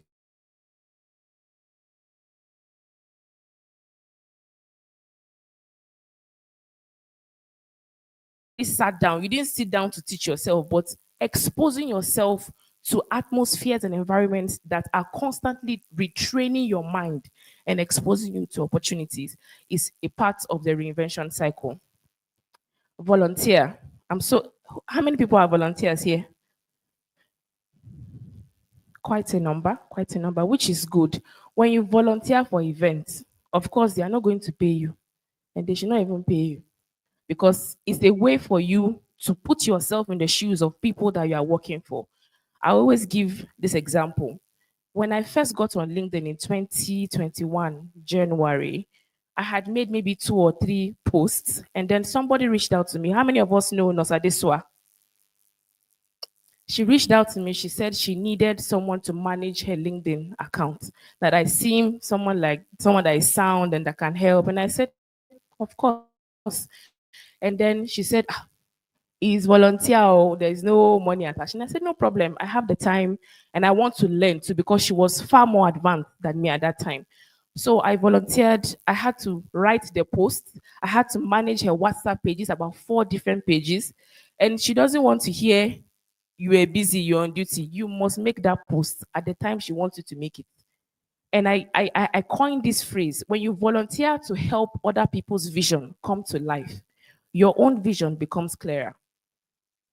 Rather than sitting down and saying, I'm confused, I don't know what to do, I don't know which course to take, I don't know what to specialize in. Volunteer, be of service to someone who is already doing something. Be of service to someone who is already working on their own purpose path or career path. And then you get opportunities to ask questions, questions that other people cannot ask that kind of person. And you get very personalized, detailed answers. And that opens up your mind and yourself to, okay, if I've been doing this for this person, I think I can do this other thing for myself. If I've done this for this long, it gives you confidence to say that if I can do A, it means B, C, D won't be hard. Then ask the right questions. I've already explained that. Next slide. Personal identity. So all of those things I listed in the previous slide for personal development are the things that you do. It's not something you do after 6 months. Then you say, I have been fully personally developed. It is a lifelong cycle. It is a lifelong journey that you will be on. If you are if you are 22 now, or you're 20 now, or 24 now, even when you are 50, you must continue that journey. Learning never, the day you stop learning is the day you start regressing. Do you understand? Then we move to personal identity. Personal development pushes you or launches you to discover your personal identity. As you read those books, you are entering into the mind of the writer. You are becoming more eloquent. I give this example to a number of times. I wasn't always as eloquent as this. I wasn't always as bold as this. I'm the kind of person that if you give me mic, if you say, oh, what you want to say, you can use 30 minutes to say it. I can say it in 2 minutes. And I'm gone. Because if I spend long, I can wee on my body. Yes. I suffered from stage fright. I used to stammer a bit, but I invested money in taking classes. I paid for public speaking classes. I remember 4 that I paid for. I attended one physical event that I paid 25,000 naira for just to learn how to talk. Egbami. Just to learn how to talk and not disgrace yourself after you finish saying what you want to say. And what are the things that they taught us in that class? Number 1, how to breathe. You know, when you talk, there's a, if thank God we're not, there's a part of your anatomy that closes up where air comes out. So as you are talking, you are not breathing at the same time. You're not breathing very well. So you have to take pauses in between, like I'm doing now. Breathe. Don't let silence feel awkward to you. Let's say I'm presenting now and the screen goes off, my laptop goes off. Then I start fidgeting. No, pause to remember, okay, where was I? What do I want to say next?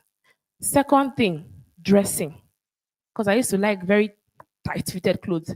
You that you cannot breathe well, you are now wearing tight clothes. Constriction, when you are not a boa constrictor. So I had to learn, be comfortable. Let your clothes be breathable so that even if the place is hot, you don't get into a panic attack because you wore one very tight clothing. Do you understand?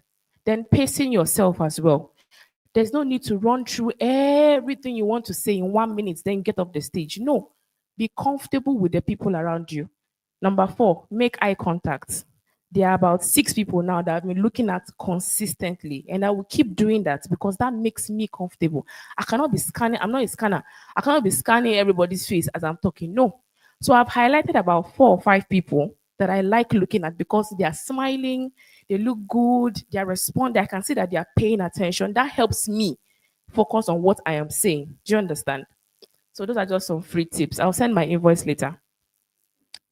So for personal development now, one of the things you must learn to do is work on your belief system. And I think by nature of our training, because it is very rigorous, our lecturers can be very tough on us. They want you to be serious. They want you to, and then there's the other part, which I will not mention. It sometimes impacts a form of limiting belief in us. You believe nobody really wants to hear what I have to say. Who send you? Now let me work come. So you just keep quiet. You decide not to ask questions. You decide not to go the extra mile, right? Limiting beliefs mean I'm just a nurse. You are in a meeting, they are consultants, they are fellows, they are professors of medicine, and they are saying, oh, we have our student nurses here. Does anybody have any question? Immediately, everybody turns to their phone because you don't want them to mistakenly say, ah, you that you are looking at me. Tell us, what did you learn? You're already afraid. Your pulse rate, you're already tachycardic because they said, who has any question? Be comfortable with being seen. Be comfortable. You are not ugly. You are not deformed. You don't have disability. People genuinely want to hear what you have to say. People that don't have a vendetta against you, right? Somebody that you've never met before.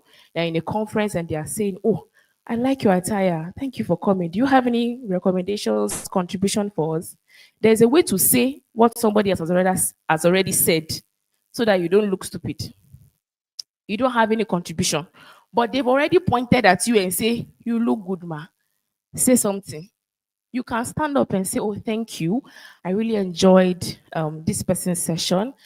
I learned this, and this. Like this person said, I want to emphasize. I just saying what somebody else has said. And then you sit down and they will clap for you and you feel good about it. Yes. So remove every limiting beliefs that make you feel like I'm just this. I'm only a nursing student. What do I know?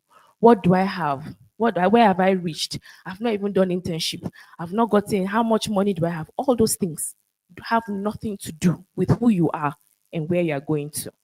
So eradicate limiting beliefs. And that also is connected to your language culture. I have a lot of friends, and sometimes when we're talking, some of them will say, ah, I could tell you nursing money in Nigeria. Ah. And some of you here have said it before. It's true because sometimes the way some things go in the profession, you are just fed up, you are tired. I have never used my mouth to say that it cannot be well with me because I'm a nurse in nursing in Nigeria. I will now say it can never be well with nursing again. It means it can never be well with me because I'm a part of that profession. Kò tiẹ̀ lè dá- not- Nothing ti dàrú. Orí tèmi náà ti dàrú nìyẹn. My own two head too are scattered. So choose your words wisely. Speak positive things. Speak life. I developed an affirmation journal for myself because I used to struggle with self-image, right? And I developed that journal. Every day I would wake up and I would look in the mirror and I would say positive things about myself. I am beautiful. I'm confident. You can call it aspire to perspire. That's your own, but it works for me. It boosts my morale. When I walk inside the hospital, people think, "Ah, where is this one coming from?" Because I've charged myself up. No matter what I'm going through, I don't plaster it on my face. Do we understand? So build a language culture that is positive, that builds you up, that builds the people around you up as well. Collaborative mindset and respect. How do I explain this? I think by nature of our training as well, or our exposure, or what we've seen some of our senior colleagues do, some of us have an inherent fear or inherent disrespect or disregard for doctors. Yes or yes? You see a doctor, your immediate disposition is "Kí ló ṣẹlẹ̀? Kí ló dé? Kí ni? You did medicine, means I did nothing." Yes. There's no need for that beef. I am a firm believer and I've seen the results. When you respect people, people can genuinely know that you respect them. And people like that don't take you for granted. In my place of work, there is a book where they document if you have a disagreement with a surgeon, with an anesthetist. My name no dey there. Because we will never get to the point where we are stupid. Your head is not working.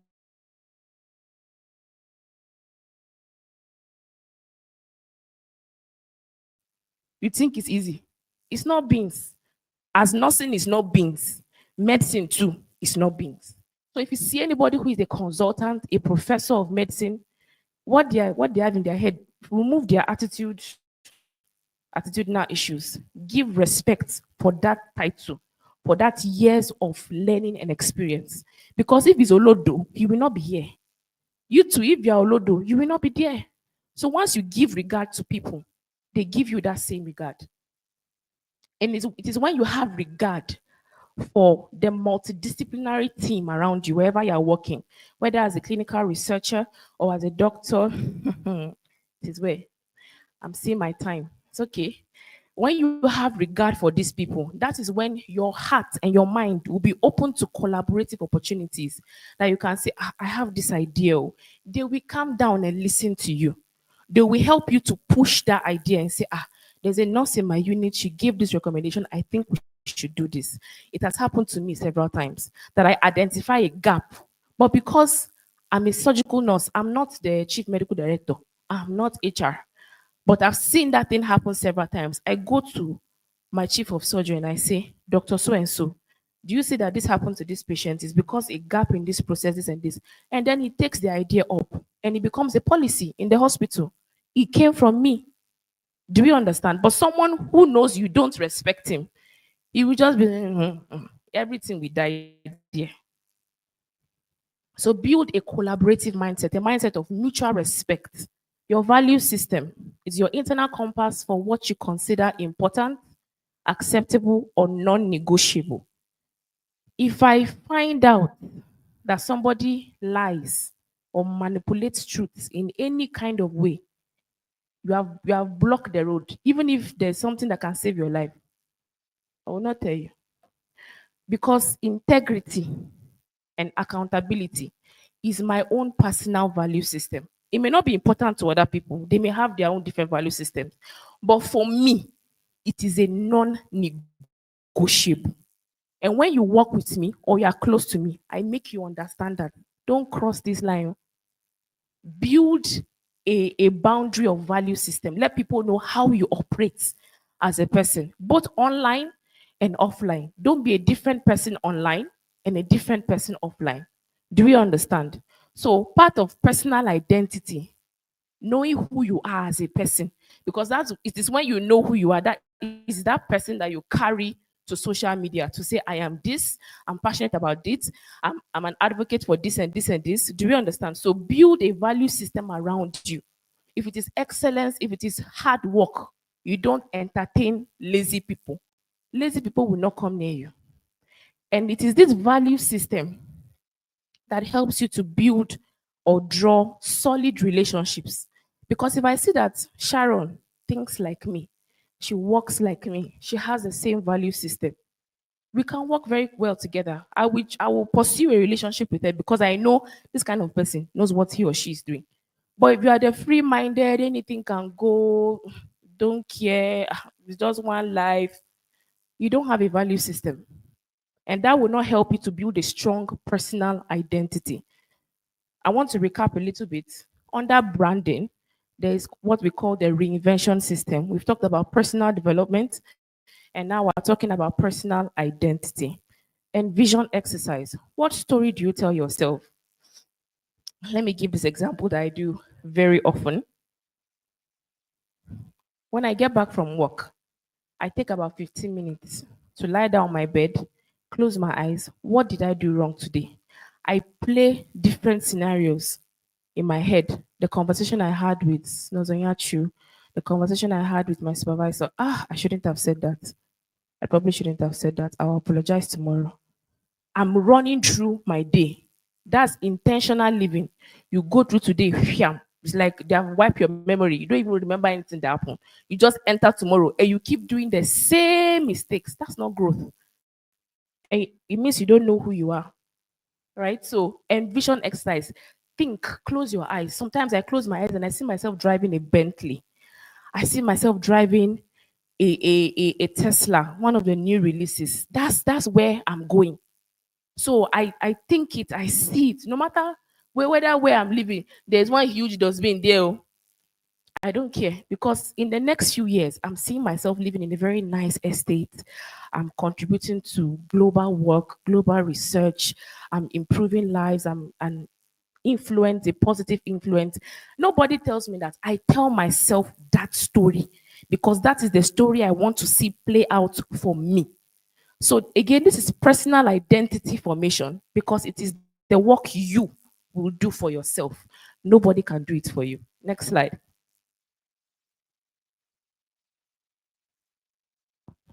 Lastly, we have professional identity. And under professional identity, we have skill set, appearance, and brand identity. Now, a professional identity is a representation of the profession that you carry both outside and inside the workplace. Did we get that? A representation of the profession, which is nursing now. You are a representation of nursing wherever you go. So you must find a way to embody that, whether you are in a hospital wearing scrubs or you're outside in mufti. How do you dress? So one of the subtopics under it is, I think I'll take appearance first because I've already gone into it. Appearance. Some of us will just wear because normal now is always scrub or uniform you're wearing. So you don't pay so much attention to your wardrobe. You don't have to look expensive. You just have to look put together, comfortable, neat, formal. So from now on, put in work into curating nice out. It can be for the longest time. I used to buy thrifts. You know thrifts now. Just pick once you wash it, you iron it, you put this one together. This top plus this can go with this skirt and this on sneakers. Professional. Whether you're in the hospital or outside the hospital. I've gotten a lot of comments from my colleagues that say, why do I always dress like I'm going for a CEO meeting? Because I'm going to be a CEO one day. So I have to, I dress like where I'm going, not where I am now. If I want to dress like where I am now, let's not do that. Let's not even think about it. So dress, look like where you are headed. You may have not gotten there. You may have just started the journey. But that's one of the self motivational acts that if nobody is gingering you to do this, to do that, by the time you look at yourself, and you're like, damn, look at future CEO, future this, future that, you hype yourself because not everybody will motivate you. So you have to learn how to motivate yourself. And apart from motivation, is one of the core pillars of a professional identity. There's nowhere that I don't go that people don't recognize me because I don't dress like a nobody. They will first greet you, good afternoon, ma. Before they realize that you just followed the actual CEO, you are not the CEO. So appearance is very, very important. Then let me go back to skill set. What can you become really good at that is still a part of nursing? You know, Nozalabi said that nursing is no longer just a career, it's a universe of possibilities, both in Nigeria and abroad. So, what in nursing can you take as a skill and be exceptionally good at it? How many of us know Nurse Tiwa Tiwa? She does health education in Yoruba, original thick Yoruba, and she has a very good following because people in the rural communities don't have access to health education like that. So if they get little internet and they're able to watch a few videos, they are able to change their lifestyle, modify their lifestyle because someone has been able to educate them, has come down to their level to meet them where they are. She took health education to a whole new level, and I love it. I absolutely love it. Don't let me try to speak Yoruba now because it's just going to be bullets entering different people. So she took health education. What part do you want to take? Thank you. Which part of nursing do you want to just pick that little part that seems like health education is not community? And that's what is giving her relevance and influence now, and even money. Because if you see a YouTube page, it's even more than an Instagram page and following. And then I just want to mention something briefly. If you go to LinkedIn, she doesn't have so much of a presence there because that's not a priority. Her audience is not there. We'll get to that shortly. So the last one is brand identity. Identify your voice. What do you want to sound like? Who do you want to sound like? It's okay to see someone that talks well, you like their style, and you want to, take a little bit from them. It's okay. With time, that will help you to identify your own voice, right? Your audience. Who is your audience? Are you speaking to just anybody who is any Dick and Harry can come and no? Pick an audience. Are you speaking to nurses? Are you speaking to lawyers? Are you speaking to people in healthcare financing? Are you speaking to tech people because tech is what you're passionate about? Find your audience. Find your niche. Find your style. Now, under style, you have things like your colors. If you want to build a brand around maybe health education, for example, or you want to build a brand around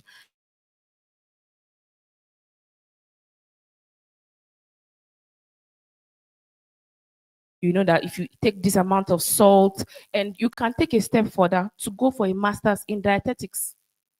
You don't have to do RN, then you do BSc, also nursing, then you do master's, also nursing, then you do PhD, also nursing. The thing know they tire you.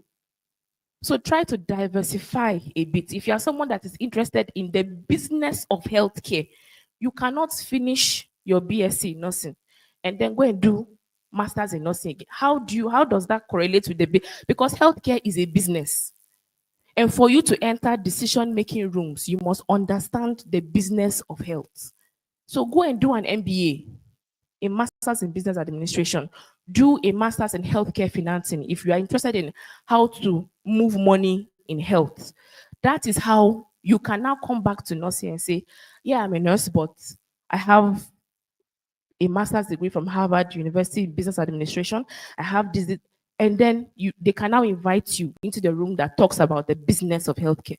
Because we can whine all we want, but the fact that you know how to pass catheter very well doesn't mean that they will invite you to CEO meeting or hospital board meeting, because all you know is nursing. You need to understand how healthcare works, and you need to come out of nursing to get that knowledge. Next slide. I'm going to rush through visibility, and then I've put together a PDF on the opportunities, because if you want to talk about opportunities, it is so wide, but we'll just rush to visibility. Under visibility, I've talked about time management already. Under visibility, we have value, consistency, platform. Let's move forward with the slides. Value, consistency, platform, and your voice. For value, what do people gain by following you? You write a post on LinkedIn, and then after 6 months, you now come back and write another one. Like, follow, and share. Why will I like it?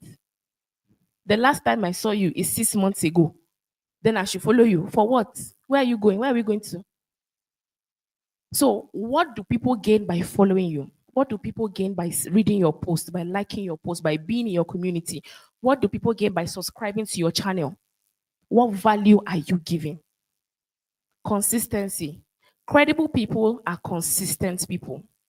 What did I say? Credible people are consistent people. Consistency takes maturity. So that's why I first started with an expansion of your mind, building the maturity of your mind. A child, you can be 30 and you are still a child, you still think like a baby. So you need to put in the work to develop yourself, develop your identity. That's what gives you the maturity to be consistent because you already know who you are. You know how much work you've invested in becoming the person that you are.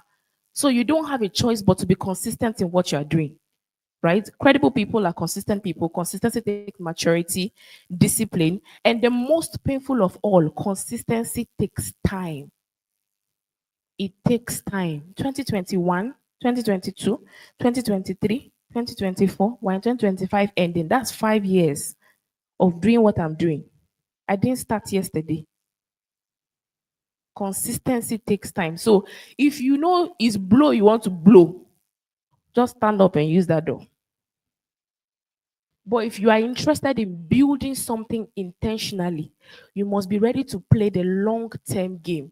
You will sit with it. If it is 10 years, Aproko Doctor wrote one post about a year ago, and it was a very vulnerable post. He talked about how when he first started, my time is up.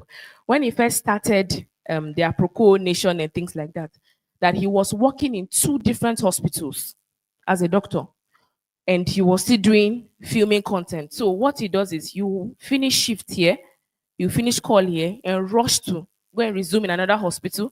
Then in the night, when he gets home on the following day, when he's feeling sleepy, his wife will complain. So they just had their first baby. It was stressful. He said sometimes she will even ask him, "Why are you? What is that procodo? Why are you doing it?" That was when he first started. If he gave up, will we know him today? No, but he was juggling two jobs as a doctor and still coming home to film in the middle of the night. So consistency takes time. Then when it comes to platform, when you are starting out building your brand, building yourself, building an initiative, you need to choose your platform carefully for consistency's sake, especially if you haven't built a structure around what you are doing yet. Choose YouTube. If that's what fits what you are doing at that time, be consistent on YouTube for 2 years. You now have a following of maybe 10K followers or subscribers, I mean. You can now shift to TikTok. People now know you. People on YouTube can now say, this guy is on TikTok now. You don't have to beg people to follow you. They already know you. So once you come to TikTok, pim, pim, pim, you're just seeing people following you. You're wondering, who knows me on this platform? Do you understand? So you don't have to start out you're everywhere. You're on Facebook, you're on X, you're posting everywhere. Then you have one like. You add it, everything is 5. Choose one. Sit with that one. Do you understand?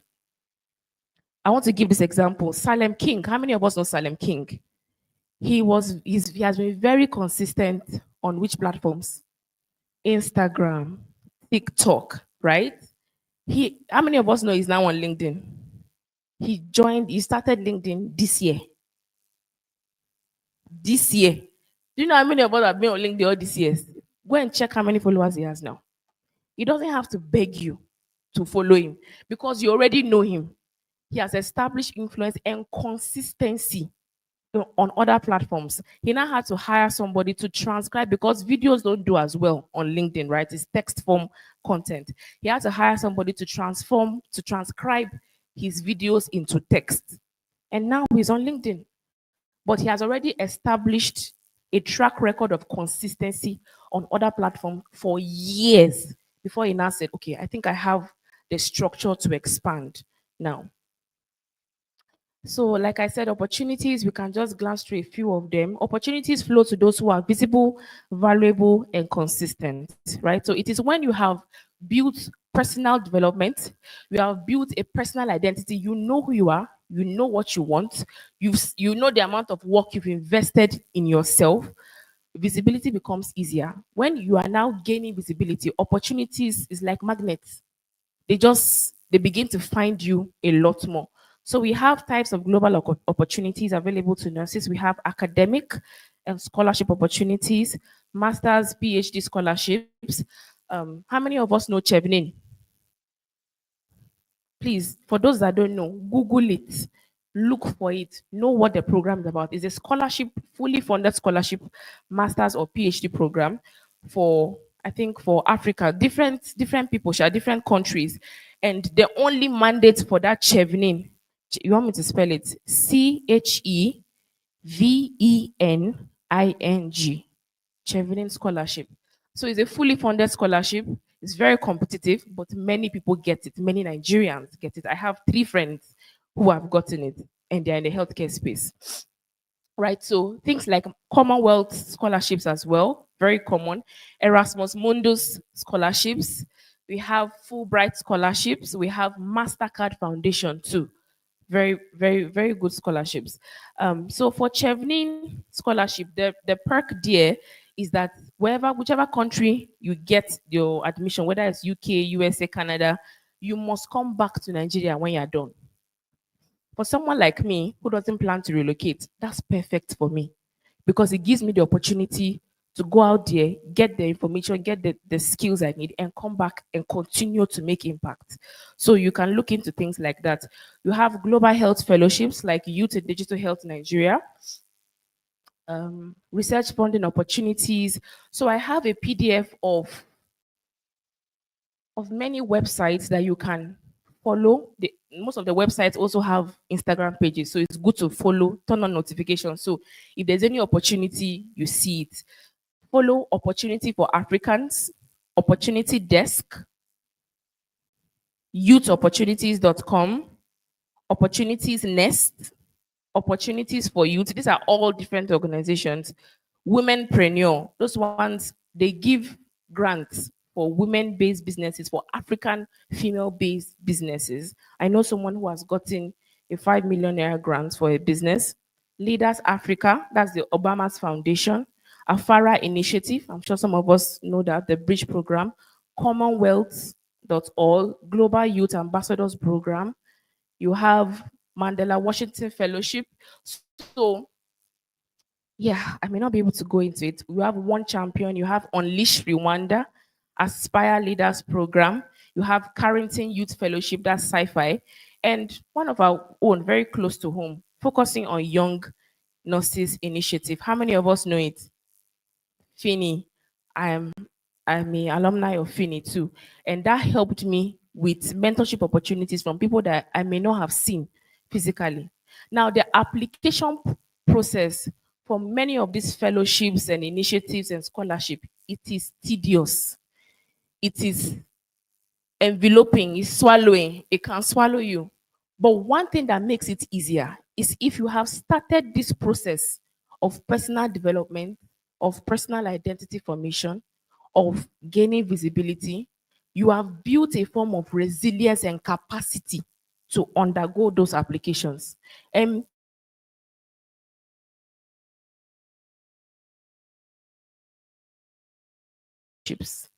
they have all been rejections. So you must, as they are rejecting it, you'll be eating the rejection like Eba. Do you understand? It will build capacity and strength. So if you have a mindset of you just want a soft life in nursing, you will not go far because good things, strong personalities, strong people, strong brands have gone through a lot and they will still go through a lot. But that's what proves you through the test of time. So start the process today of branding yourself, of making yourself visible so that opportunities can find you. Thank you.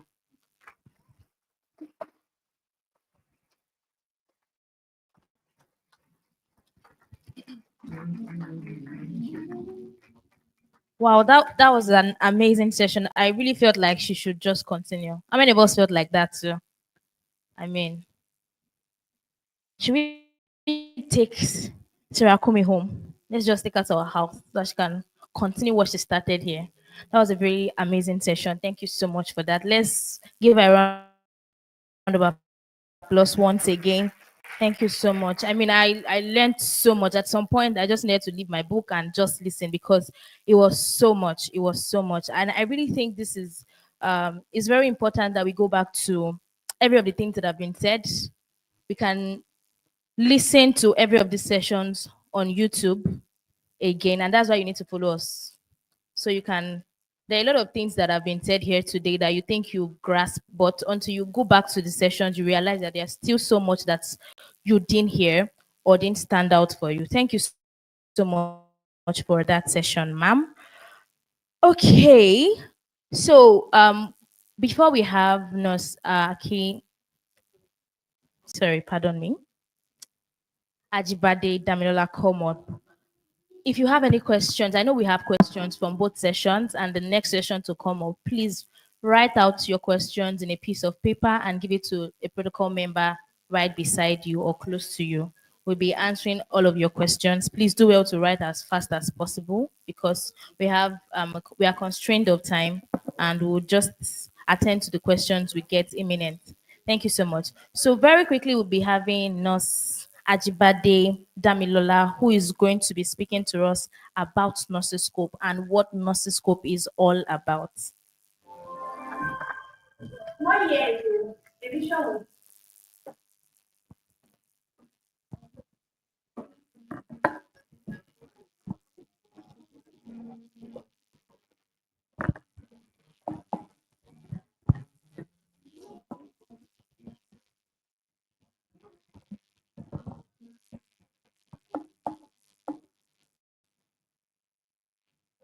Me that thing, please. Can we have the video?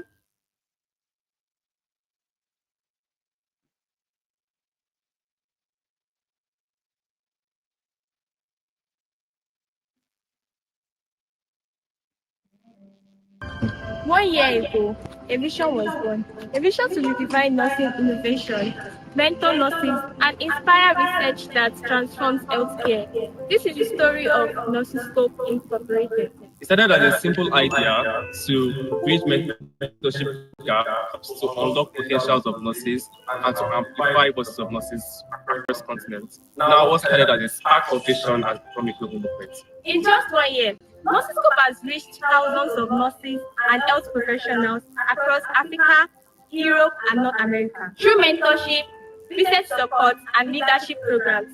Countless nurses have found clarity, confidence, and renewed purpose. Nursiscope is more than a platform. It's the family of dreamers, doers, and destiny shapers that are committed healthcare globally. Together, we are building a network of nurses that see beyond limits and act with passion. As we celebrate 1 year of impact, our story is still being written. From digital mentorship, To research advancement, from innovation, to leadership, to every nurse, mentor, and partner we believe in this vision. Thank you. you are part of this incredible story. Together, we are shaping the future of nursing. Together, we are Nursiscope. Thank you so much. So, hello, nurses. Hello, everyone. When I say Nursiscope, you will say where nursing meets innovation. Can we go? Nursiscope. Nursiscope.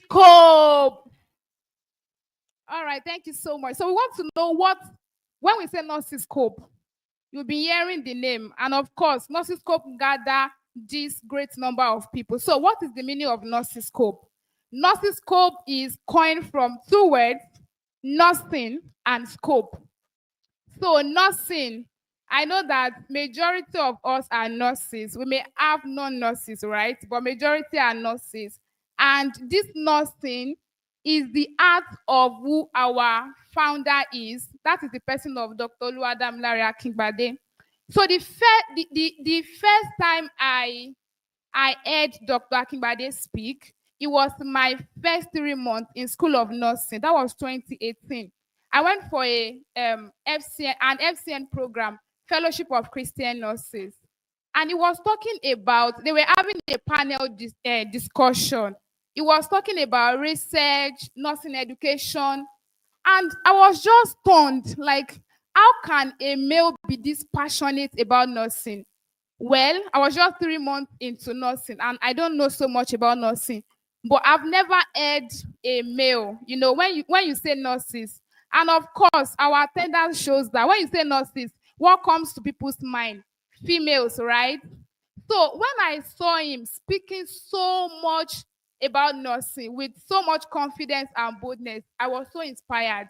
So that is where Nursiscope comes from. Nursing, which is its profession. Then scope, from microscope. Scope is something that can make you picture something from a distance, from afar. So Nursiscope, we help nurses and young professionals to gain clarity, see to their vision and who they are. We are very passionate about tech, and our first webinar is centered around this, where we have over 1,500 people screaming across all platforms. We are passionate about innovation, and that is why we say where nursing meets innovation. So this summit that we are even holding today is a core part of what we represent, helping nurses, students, even staff nurses to gain clarity in their life and in their career. So Nursiscope is a consulting firm, and we do so many things. A major part of what we do is research. You need assistance with research, your publication, or you need mentorship.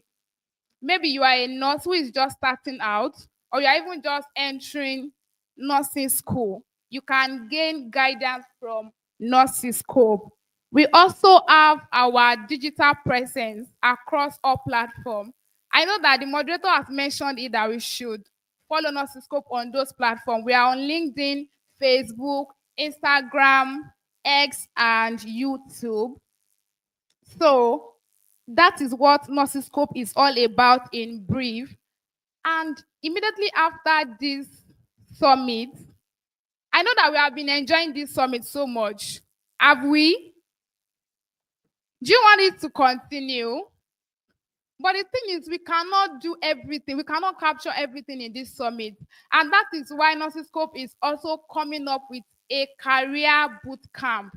Can we clap for that?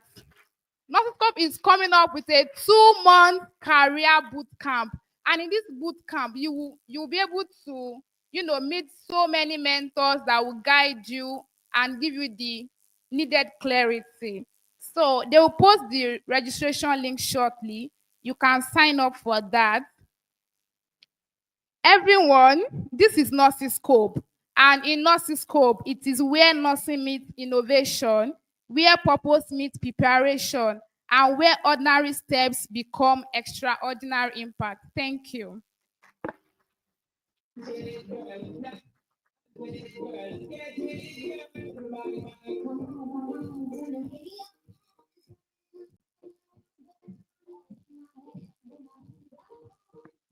Thank you so much, Nurse Ajibade. Thank you very much. So we'll be having the next session, and we'll be having the one who has brought us here together, the one who had the vision, incubated the vision, and brought it to life. Ladies and gentlemen, we'll be having the next session by Dr. Damilare Akinbade. How many of us are excited? How many of us are excited? So I'm going to be reading his biography very quickly.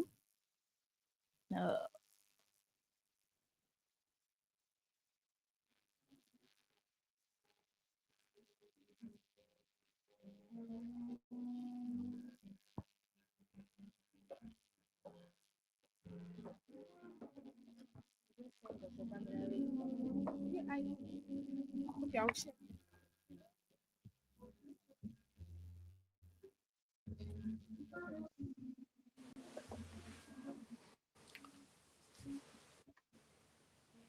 So we're going to be having the spoken word performance by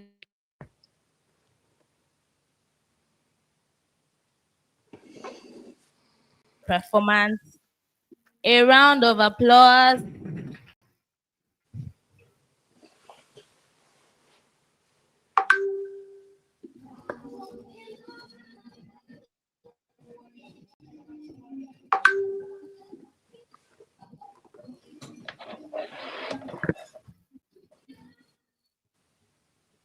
Good afternoon, ladies and gentlemen, speakers and guests. It's an honor to be here, and I want to hope that one of my role models is also here with us, Dr. Akia Gbade, Dr. Luada Milare.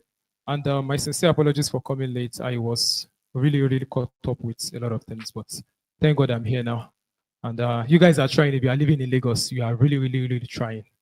Lagos is, but let's leave it at the place so I don't take much of our time.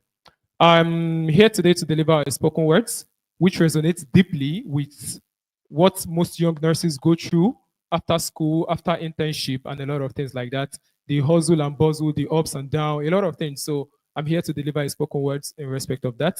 So, and as she has said, I am Aqua Nurse, Adekunle Abdukoyum, Aqua Nurse. You can check on all socials. Thank you for having me. Mr. DJ, I want to believe you have the sound by now. Oh, cool. Thank you.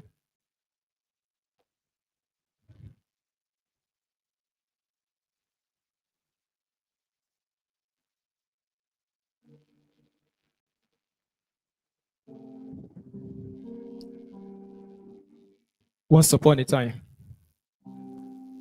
once upon a lifetime, a nurse was hanging in there by a lifeline, nailed to the world of Nightingale like a newborn fresh from school, carrying certificates.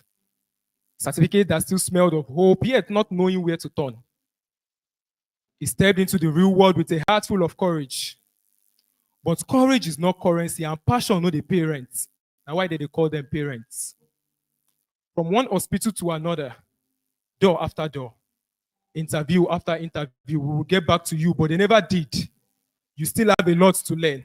Learn your dumelo. Applications everywhere, offers nowhere.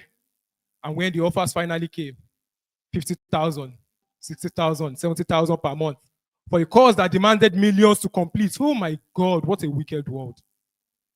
He worked 2 jobs, sometimes 3. Still everything, Ojorawan, everything refused to add up. Sleep became a stranger, rest became a rumor.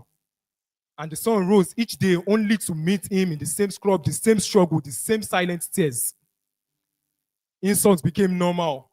Being overworked became expected. Being exploited became routine. Sometimes he wanted to give up. Sometimes he almost did. But he held on because beneath the exhaustion was a heart that refused to die. A calling that refused to fade. A fire that refused to get out. For every rejection, he rose again. For every insult, he chose impact. For every underpayment, he remembered his purpose. Then came a night when his employer said something that pierced deeper than a syringe. Your father. A disrespect so sharp it cut through his soul. That night he sat. He almost cried. He almost quit. But no, that night he launched. Because pain sometimes pushes a destiny that comforts will delay. But this isn't just the story of a nurse. It is the reality of many young ones in this profession. Struggling, confused, not knowing where to turn or what career to build. Wondering if they should wait or run, all fighting the same battle in a system that takes more than it returns. They told us nursing school was a journey, but they never warned us that the real marathon starts after the applause, after the stand up for the champion, the song that makes you feel like a god. So when they tell you hard work pays, Alaye, ask them how much. Because for a year, now 60K. Oh my God. Because when the microphone drops and the gown comes off and the world stops clapping, reality whispers, welcome to Sakpa. Where pressure meets deadline, where dreams meet deadline, where you ask yourself, who do I become? When do I struggles begin? Bedside or clinicals, where do I start? How do I navigate my career, my life? But here is the twist. Every storm prepares the survivor. Every struggle shapes the soldier. Every night shapes its warrior. Now we gather not as victims, but as visionary nurses who refuse to be broken. Nurses who are ready to rise, nurses who will navigate life and career with wisdom, with strength, and with purpose. So today, get ready to set the world on fire with your innovative ideas. Because the same God will open windows for Bill Gates can open doors for you to launch. The same God will serve you breakfast can still serve you lunch. So I dare you to move Mount Everest with your innovations. To look fear in the face and give it one solid punch. Aim for the top like you were born for greatness. Because if God now still God, the sky itself no be your bus stop. Your destiny, they stop for any boss. It only pauses to gather momentum. People will talk, but you can only decide. People will talk, but only you can decide what becomes your story. So let it echo from top to bottom, from the ancient city of Oyo to the restless heartbeat of Lagos. Let the street know, let the world know that I and you are the followers of Sister Calista Roy. I am Adekunle Abdikoyum, and I am a proud nurse. I am a nurse. Thank you very much.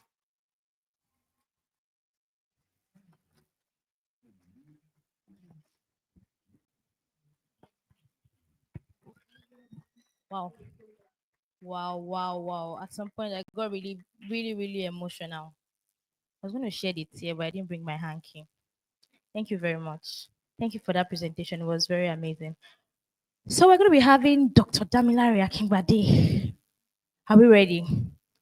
I'm going to read his biography right now before he comes on board. Dr. Oluwadamilare Akingbade is a distinguished community health nursing specialist, postdoctoral researcher, and lecturer at the Faculty of Nursing, University of Alberta. His career spans clinical excellence, transformative digital health research, and global mentorship. With academic roots in Nigeria and a PhD from the Chinese University of Hong Kong, his award-winning research has focused on innovative mobile health solutions for breast cancer care. He is the founder of Nursiscope Incorporated, a global healthcare consulting firm dedicated to empowering nurses, healthcare professionals, and organizations through research, mentorship, and digital innovation. As a certified global nurse consultant and senior lecturer at Chrisland University, Dr. Akingbade exemplifies visionary leadership in advancing healthcare system and nursing scholarship worldwide. Ladies and gentlemen, make welcome Dr. Oluwadamilare Akingbade.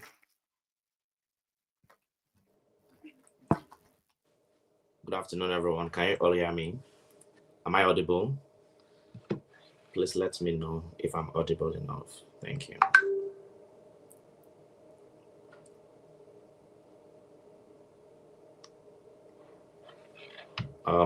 Can you all hear me?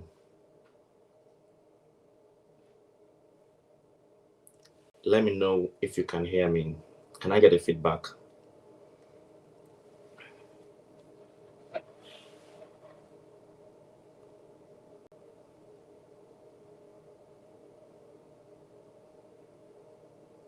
Okay, great. I got that. Thank you so much, everyone. I'm so excited to be here and to host all of you. It's an honor to have everybody here present. As the session started and we we're having all the interactions, and I was just flashing back to when I was in the university. We didn't have all of these opportunities, but I'm glad that we have them now. I want to appreciate God for the great privilege He has given me to do this. And I also want to salute everybody for coming. Our moderator, thank you for doing a very excellent job. I'm really proud of you. And Hospital Abi, powerful session. And Komi Sarah, thank you so much for that powerful session. I learned a lot. And, I'm still going to go back and then go and watch again because I have a lot to learn from your session. And I hope a fun fact now. Myself and Nurse Oluwasola, we are birthday mates, November 7. Right. Okay. So let me go into it, and I want to salute the Nursiscope team, the planning committee, my peer, Damilola Chibade, and Oladepo Tosin, Oluwaloye, Oluwadairo, and Adeola. Thank you so much for this, and all the volunteers. I really appreciate you. It's interesting that I can be in Canada. This is 5:15 a.m. and right there in Nigeria, this is happening live. and we can all hear and see ourselves. I won't take much of your time. I'm going to be presenting this morning, afternoon, evening on Dream Big, Go Global, scholarships, graduate school, and international opportunities. If you have been part of my presentations, you will notice that I am a storyteller. I like telling stories, and I hope you can learn one or two things from the stories I'm going to be sharing. I hope you can see my slides, my outline. I'll be talking so much about global nursing career, how to prepare for one, and from my journey to yours. Introduction. During Hospital Abbey's session, he said something very profound. That statement by Donna Cadillo, that nursing will take you anywhere you want to go. It is the most diverse profession on the planet. You know, I had this statement how many years back now? Maybe around 2010 or 2009. And I was really, really fascinated by it. You know, and many times, if you have had me speak in programs, you'll have noticed that I've used this consistently. And I tell you, I've not only used it, I've not only told people about it, I have also lived it. I have seen nursing take me all around the world. So your nursing certificate is no longer just a qualification. Next slide, please. It is a gateway to global influence.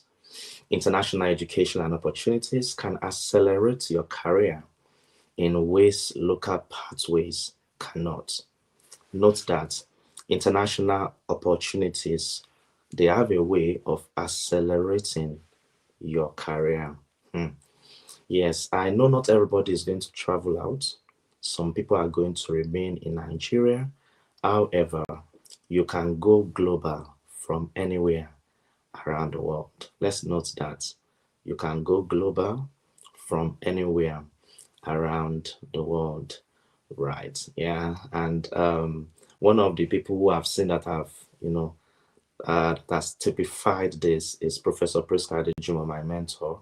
One of the things that attracted me to her is that aspect that she's able to master. On getting to UI for my master's, I met her and I see how she was able, and she is still doing that, going all around the world. When we get to class, she will inspire us so much about the various things that she has gotten from her trip to the University of Iowa, to this place, to that place, and then come back to UI nursing to come and, impact us.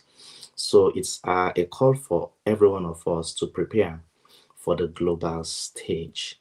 Where you start your nursing journey is not where you must remain. Next slide, please. And then I always tell people, start where you are. Use what you have and do what you can. I know we are all at different levels. I know some of us, when we are listening to Sarah, you are like, how I wish I knew this like 5 years ago. Maybe I won't be here today, but it's okay. It's okay. You are learning it now. You are hearing now. And it's really time for you to also start your own journey. Next slide, please. Global opportunities are not for special people. They are for prepared people. Let's note that these opportunities are not for special people. They are for prepared people. And today we are going to be speaking very briefly into the preparation that you must make to be a global phenomenon in nursing. And the global stage is not crowded, just that most people are afraid to step into these opportunities. And the question is no longer, can you go global? It's, are you ready to say yes to yourself? I want you to tell somebody beside you, sitting beside you, tell the person, I will say yes to myself. Okay, next slide, please. The only way to discover the limits of the possible is to go beyond them into the impossible.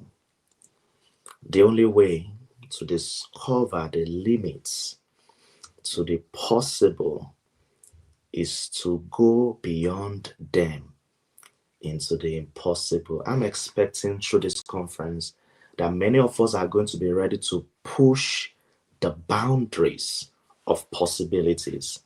I appreciate God for how far you have come, the things that you have achieved. But it's high time we pushed. We need to push those boundaries of the possible. You don't know how far. You don't know how far you can go. You don't know how much you can achieve if you are ready to step into the impossible. And impossibility, I've said it many times, it's just a myth. You don't you should not believe it. Impossibility is just an excuse. And again, I'm reminding you, say yes to yourself. Next slide, please. So let's talk briefly about global nursing career. Next slide. So a global nursing career is a pathway that goes beyond local practice and connects you with international education, research, leadership, innovation, and clinical opportunities across countries, cultures, and health systems. So that's global nursing career. So you are able to go beyond your local practice. And then somebody will ask me, why should I or why must I go beyond local practice? And the answer is very simple. Because there are some things that are not happening in your locality. Just take it like that. There are some things that are not happening in your locality. I remember when I left Nigeria in 2020 for my PhD at the Chinese University of Hong Kong. One of the first things I noticed is that there were many data, many sites, websites, databases now, where we conduct systematic reviews that we did not have access to in Nigeria. And then the first task during my PhD was to conduct a systematic review to understand the effect of mobile health interventions on psychological issues of women with breast cancer receiving chemotherapy. And sincerely, I tell you, it was very strange.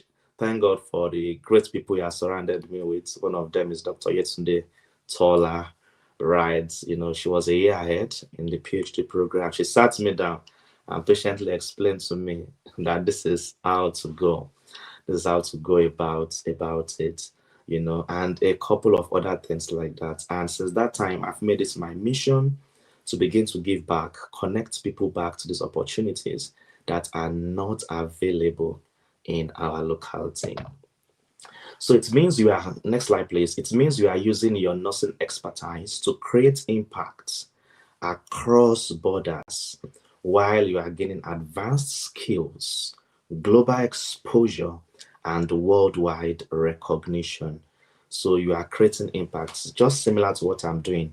By the special grace of God, my influence, has reached various countries. I'm here in Canada, and I'm impacting you in Nigeria. That's a global nursing career, right? You're able to impact people beyond your locality. And then I know somebody's asking a question that what do I have, mélòó lára mi, who am I, and things like that. What do I have to impact my world? Oh, you have a story to tell. You have a story to tell. You have a role to play. You have an impact to make. Oh, a lot. You have achieved a lot. And people out there are looking, are waiting for your story. And there are still many things you can achieve too. Recently I published my book, and one of the comments I got, I think 2 days ago, was that nurses don't write, that someone told him that nurses don't write memoirs, that we don't write things, we don't write our journey, and everybody, even people that have achieved a lot, so people don't know who nurses are. People don't know nurses can do this, nurses do that. Nursing is a profession, and things like that. Yeah, so it's high time you begin to think of how you can create something that can, transcend borders. So again, when you look at a global nursing career, you are thinking around some things like engaging, okay, let me start from participating in global research, right? And then you don't have to do all this. Like Nasira said, you don't have to do all this. You can just speak some areas, and like Hospital Abi said too, you can pick some areas that you perceive that, oh, this is where I am meant to function. I've picked research, I tell people humorously that when I, started my master's at the University of Ibadan, I had struggles with research, and then I made up my mind that I'm going to master this thing called research, and the rest, as they say, is history. I mastered it so much, and then it came to a point during my masters, we started INR through the Fellowship of Christian Nurses Southwest Zone, Nigeria. And then I tell people that now, when you type on Google, just type nursing research Nigeria, you are going to find my name or my picture somewhere, right? Because of what I've contributed to research in Nigeria, and I'm still doing that abroad. So pick a niche for yourself, like we have had today.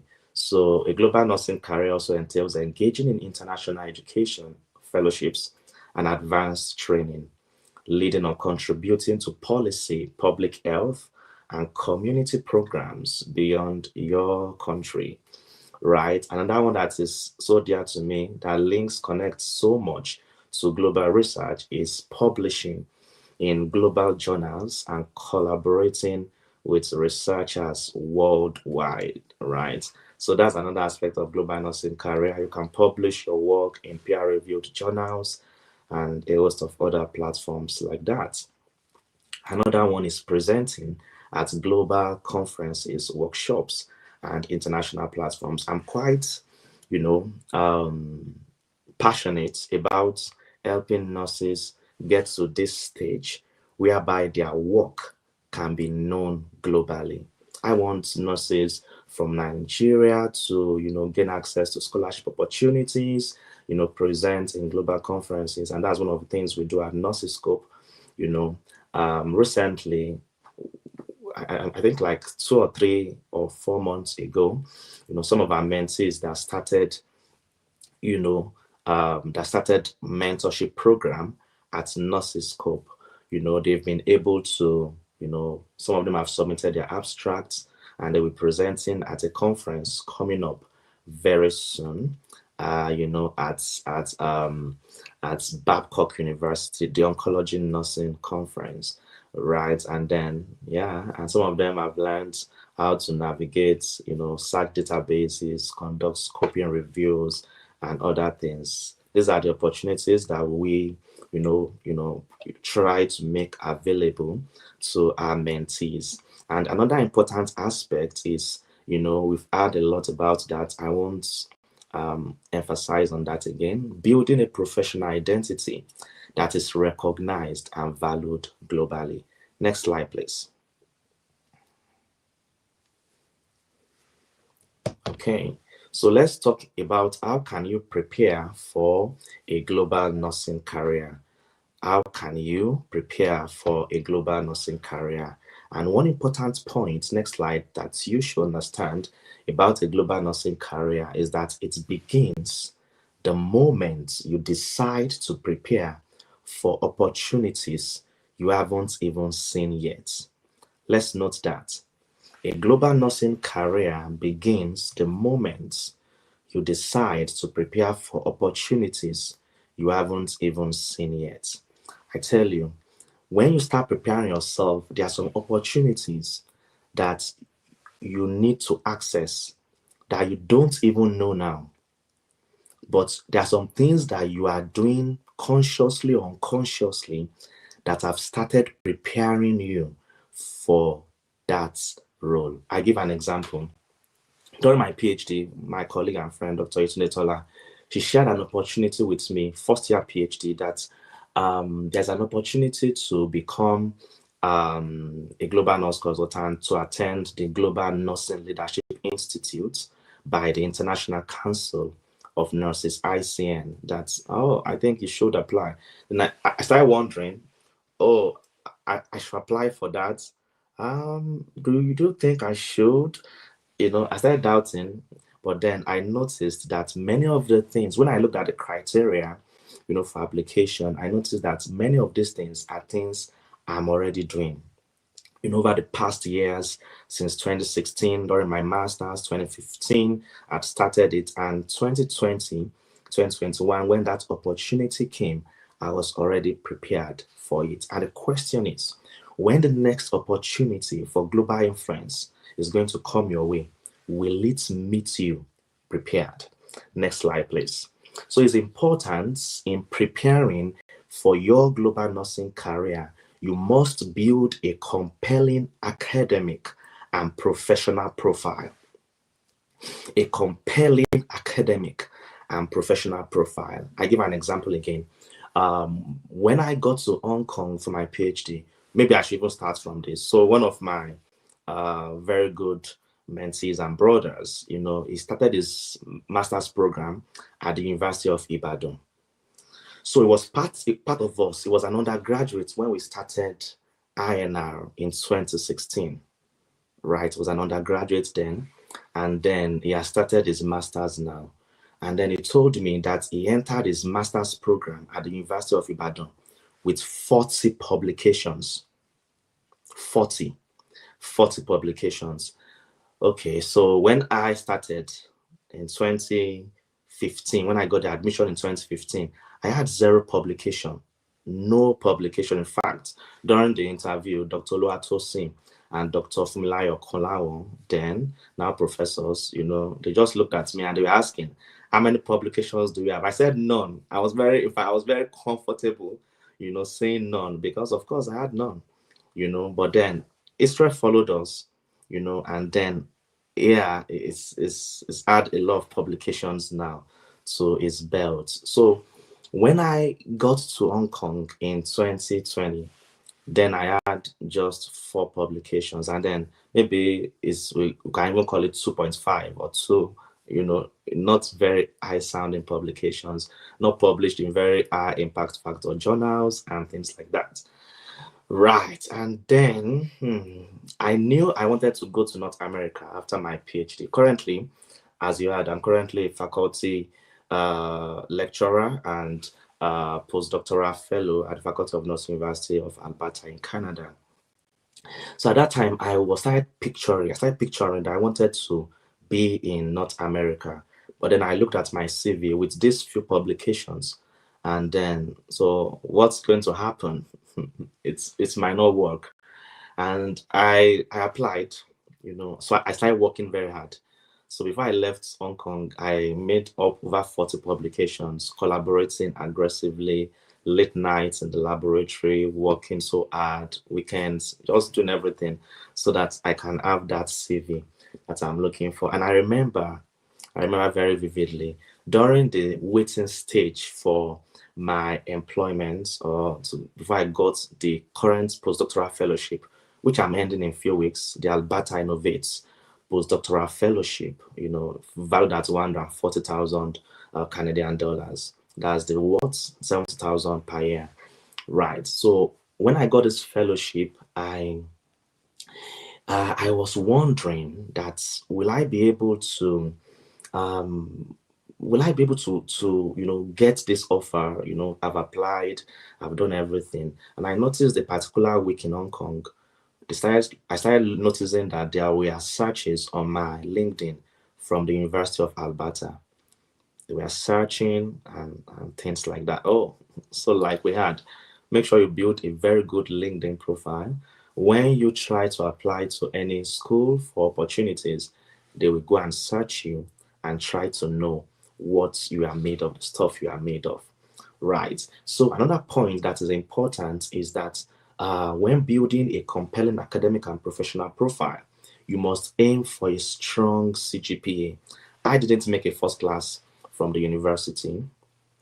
In fact, I'm not one of the best in the class back then. I don't think so, because I didn't like nursing. So I was not very serious at that time. Don't be like me. But then I lecture currently at Crystal University. I'm a senior lecturer, and I advise many of my students, please try as much as possible, aim for a strong CGPA. If you can't make a first class, I didn't even make a strong 2-1. I know many of you will be surprised. Yes, but you should try as much as possible, make a very strong CGPA. And not only that, One other thing that's important, if add that today, is you must build depth through leadership. When as you are in your school, you're already building leadership, profiles and all. Recently, one of our media team members is here, Israel. Israel Adjo is the current Nazim zonal coordinator, Southwest coordinator, and I was looking at his Instagram picture when after he just finished from the School of Nursing, and then I saw how he had medals, he had awards and things like that. Those things will look very beautiful on his CV. Leadership experiences. Some people are volunteering with us at Nursiscope, right? So they are going to have a certificate of volunteering after this conference. You can add that to your CV, certifications, clinical excellence, and a host of others. It's also important for you to engage actively in research projects. Some of you have this opportunity, and at this point, I need to make a shout out to one of our leaders in nursing, the HOD of the faculty of the School of or the Department of Nursing. Well, maybe I'm prophesying that Unilag Nursing will soon become a faculty of the Department of Nursing, University of Lagos. Can I put our hands together for Dr. Iyabo Ademuyiwa? Let's put our hands together. Let's put our hands together for her. I've had a lot from our mentees, from our students, how she has been able to involve them in research. There is a trend coming up now on social media. Involve me, involve me, involve me. If you want them to involve you, you must be very hardworking, for them to involve you. I know anybody that is going to work with Dr. Ademuyiwa must be very, very hardworking.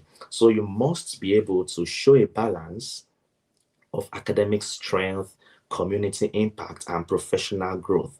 One of the mistakes that some of us made when we were in the university is that we were one-way sided. Oh, I was just focusing on this and this. I didn't even bother. Let's for community impact, zero. Professional growth, zero. I was just focusing on this very few areas where it's paid me because it's helped me build a strong foundation in my faith and in the fellowship and all. But then there is more. If I will, go back and become a student, these are some of the things I'm going to pay very closer attention to. How from the university I can start, building some profiles. Now, when Sarah was speaking, she mentioned some things that you should, you can apply. I mean, scholarships you can apply for, like Erasmus Mundus scholarship and all. When you check those scholarship opportunities, you are going to notice that they have a couple of requirements that are more than your CV or more than your regular certifications. And that reminds me of another story I tell often. During my master's at University of Ibadan, I tried applying for a scholarship, the Commonwealth Scholarship. So that time I was working as a nurse at Lautech Teaching Hospital, Ogumosho. So I went from Ilorin, took a flight to Lagos. I borrowed the money. I didn't have money there. I borrowed the money, got to Ilorin, and then flew to Abuja. But I didn't have the money to go back, so I came back by night bus. But that was not even the story. The story was that when I got there, I was on my suit, with my tie, everything. That today they are going to collect. And we started asking me, can you tell us about the certifications that you have? With very bold confidence. I said, I'm a registered nurse, I'm a registered midwife, I'm a registered public health nurse. He said, yes, okay, tell us more. For the very first time, I started noticing that I needed more than RMR PHN. Nobody told me that I needed more. I just went confidently that I didn't have none here. Give us this scholarship and let's go. So they left that aside. And the next thing they asked, okay, how many publications do you have? I said none. So they put zero. They asked, okay, how many projects have you been part of? Projects that you have been part of. And then I started thinking, oh, I remember NUNSA Lautech. We went for a community outreach, and I told them that we did. They said, show us pictures. No picture. Show us evidence. No evidence. Zero. They asked some other questions, some current affairs about things happening in the UK, like Sarah told us about listening to the news. I didn't know. Zero. The result of the interview already. I was very annoyed, very angry, and then I had to go back by night bus back to Gumosho. But that passion, birthed what we call INR today, the Institute of Nursing Research, Nigeria. Because myself and my very good friend I went together, Dr. Emmanuel Adese, by the way, is the CEO of INR. I handed over to him after serving as the CEO for 8 years. He recently completed his PhD too, you know, right? And then this is where we are today. So this story you can also repeat it, and I believe that you can even do more because you have more resources than we had back then. My time is going. Next slide, please. And I want to quickly encourage you as I move to the end of my presentation that it takes time to build an academic brand. It takes time.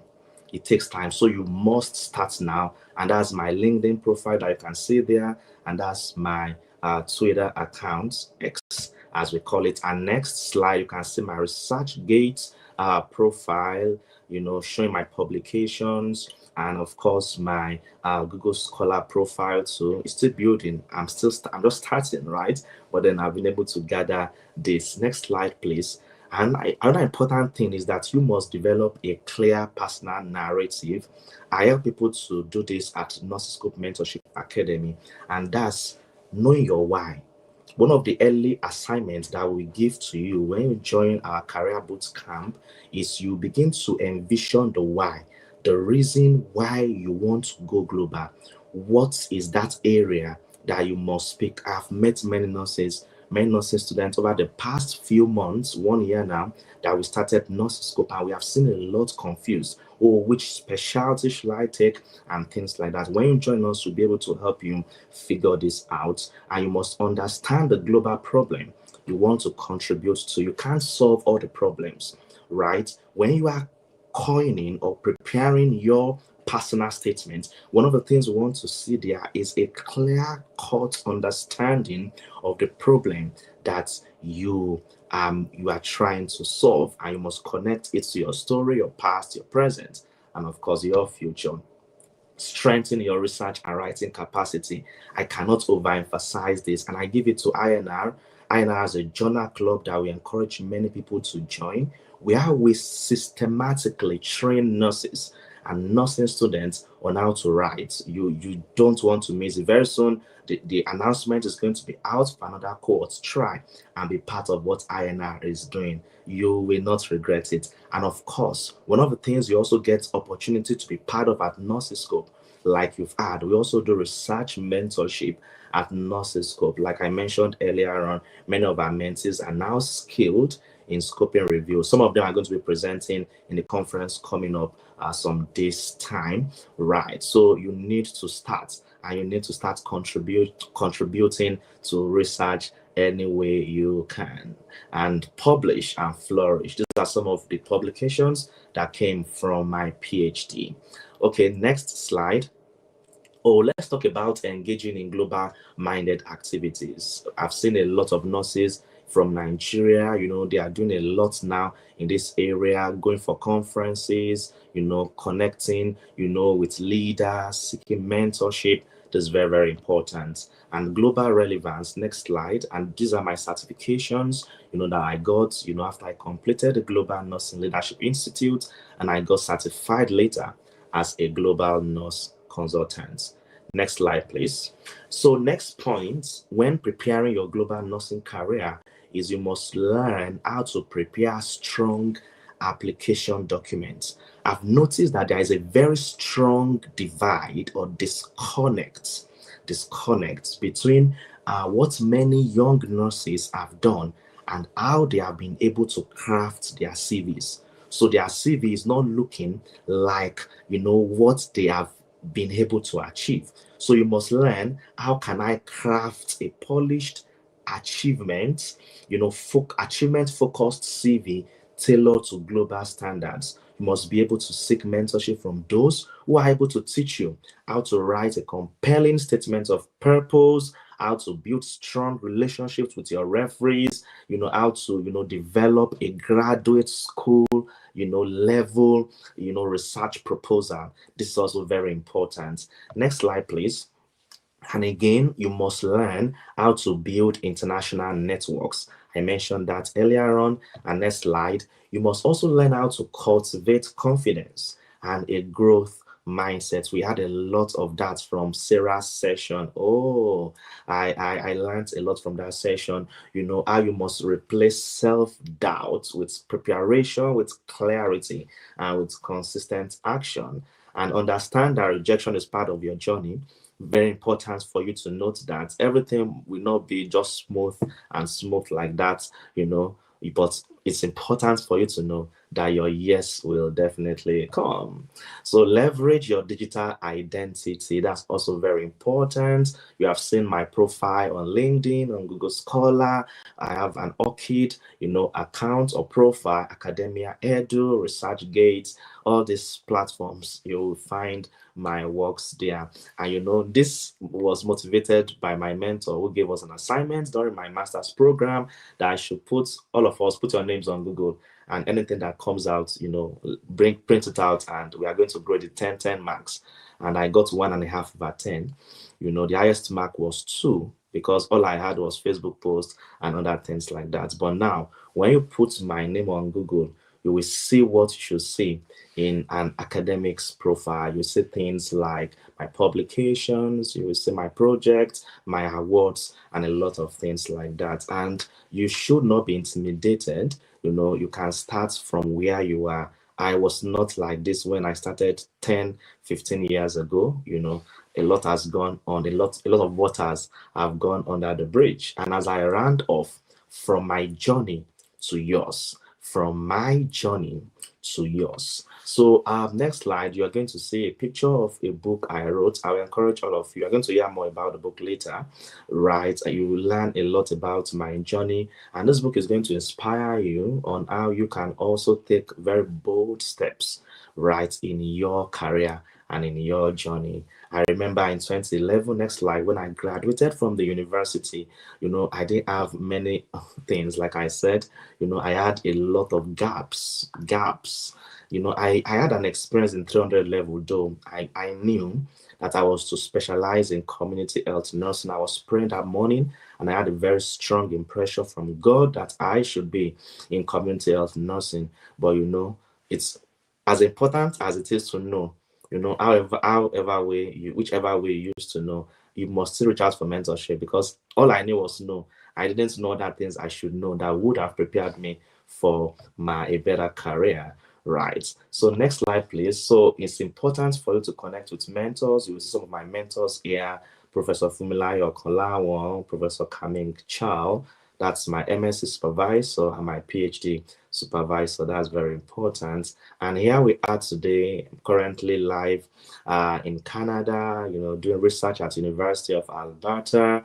And I also teach undergraduate students at Chrisland University in Nigeria. Some of my students are here listening online and on site, right? And I also teach postgraduate students at Bowen University, masters and PhD, supporting their work, teaching them a lot about advanced research skills. And your journey starts now. Today is the first day of a brand new journey. I want you to face somebody sitting beside you. Tell him, tell her, your journey starts now. Today is the first day of your brand new journey. I expect you to take very active steps, you know, towards you becoming a better version of yourself. And I invite you to join the Nursiscope Mentorship Academy and also be part of our career boot camp coming up next year, 2026. Thank you very much for having me, and God bless you. Yeah.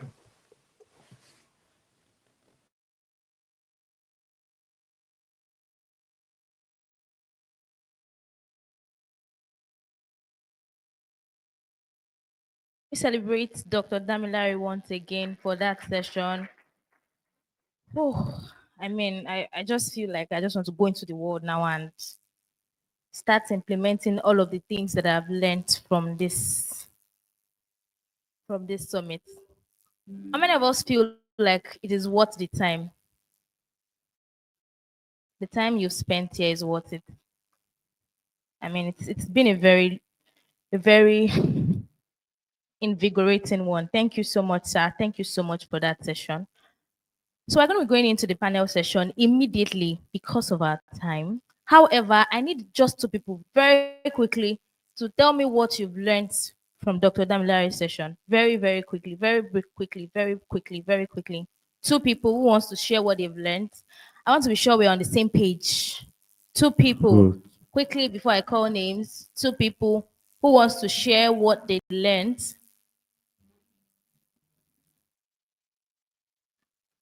Does anybody want to share very quickly? Or we didn't learn anything? Who wants to share what he or she learned from this session? What is your takeaway from this session? Even if it's from the second session, what is your takeaway? Yes, please.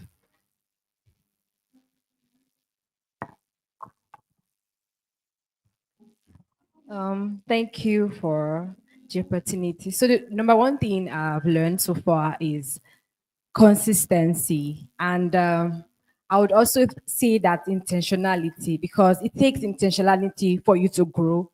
So for all that we've learned and heard, you must be intentional to grow. You must want to grow. So for every one of us here, I want us to have that mindset that if you want to grow, you must be intentional about your growth process. Thank you. Thank you so much. Yes. Okay, so what I learned from his session was that global opportunities are not for special people, they're for prepared people. And he said something about you may think that you don't have anything to give out or any impact to make. But if you look at what you are already passionate about or what it is that you find yourself doing right now, that alone is also a story that you can tell that it can impact people around you. So it's also a preparation for you to also be a global impact. So thank you. Thank you very much. That's a good one. For me, what stood out? He said so many things that stood out for me, but one thing that really stood out for me was when he said it takes time to build an academic brand. It takes time to build whatever is worthwhile, takes time to build. So start now. Start now. Because with time, you see yourself in the places you've only imagined. Thank you very much, sir. What do we want to say to our three speakers so far? It's not loud enough. What do we want to say to our three speakers so far? Thank you so much. So we're going into the panel session right about now. We'll be having our speaker, Sarah Oluwashola and Dr. Damilare Akingbade. And we're going to be answering some of the questions that we've asked so far and some questions that we feel needs to be addressed by this event. So join me in welcoming Sarah Oluwashola once again to the stage for the panel session.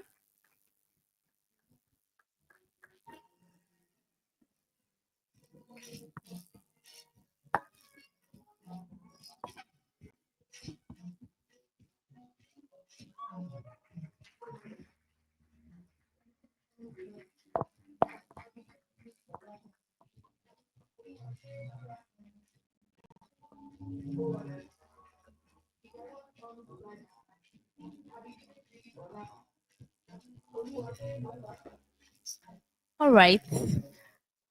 I mean, your session was, thank you very much, media. Your session was one of the sessions that really, really stood out for me. And I really want to appreciate you for all that you've done in the nursing profession so far. I mean, your impact has gone across board beyond Nigeria, and so many students have been able to gain clarity on what they need to do. Even before this event, you've done so much for the nursing profession, and that's a remarkable one. We have Dr. Damilare virtually, who's going to be answering some of the questions that we have. However, I have a couple of questions to ask you. So many people will look at you from afar and be like, oh my God, this person has gone so far and all of that. But I feel there's a background story to all of this. somewhere you started from, things that we don't know, becoming someone who has so much confidence in what you are doing now. What do you have to say to students who feel confused about what comes after school? I believe you've been there at some point or the other in your life where after school, what are you supposed to do? What do you have to say to them? And how can you help nursing students identify their area of interest?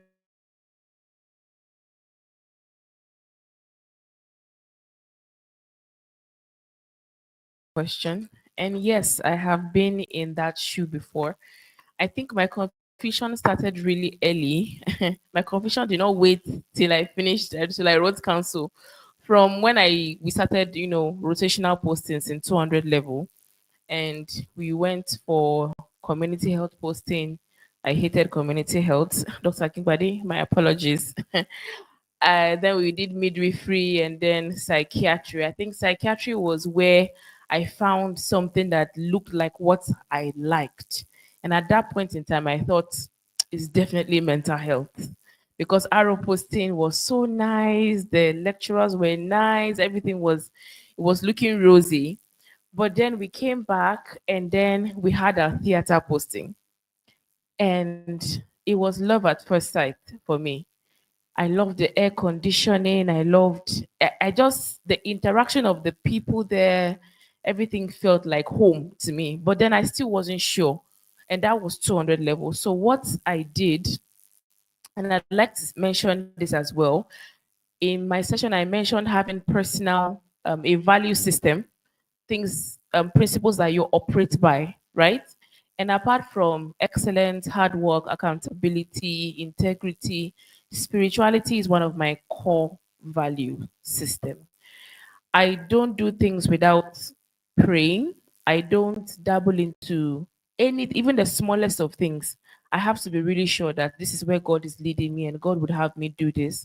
So I began to pray from that 200 level to see to ask God where he would have me go. So in that I prayed that prayer for about a year. I still didn't have so much direction, but it was 2018, December 18. I can't forget. It was few weeks after my council, and I decided it's like all these my casual prayers. It's not cutting it. So I went on a 7-day fast, and I told God, if you don't talk to me in this in this fast, it means you are not my father. You are not, because I was tired actually. And it was on the last day of that fast that I got clarity on the specialty, on the school that I should go to, and then next steps on after I specialize my degree and things like that. So that's the simple truth. I didn't attend the clarity session with anybody. I didn't even know anybody doing clarity sessions at that point in time. The only thing I knew how to do was pray. And I did that for the longest period of time. I intensified it. And then after a year, clarity came. So this is just to encourage you that the fact that you're confused now, it doesn't mean that the clarity will come in this session. If it does for you, I'm super happy for you. But if it doesn't come still now, don't feel discouraged that I invested my time, I came here, and I still don't know what is next. It's fine. These little things, this session, this panel session, a different webinar you're going to attend, all of it, they are little drops in the ocean. They are all going to add up. And then one day it's going to be like a light bulb moment. You just be like, wow, I think this is what I want to do. So, yes, thank you. That is really, really amazing. And I think that's a word for somebody. You may not get it now, but keep at it till you do.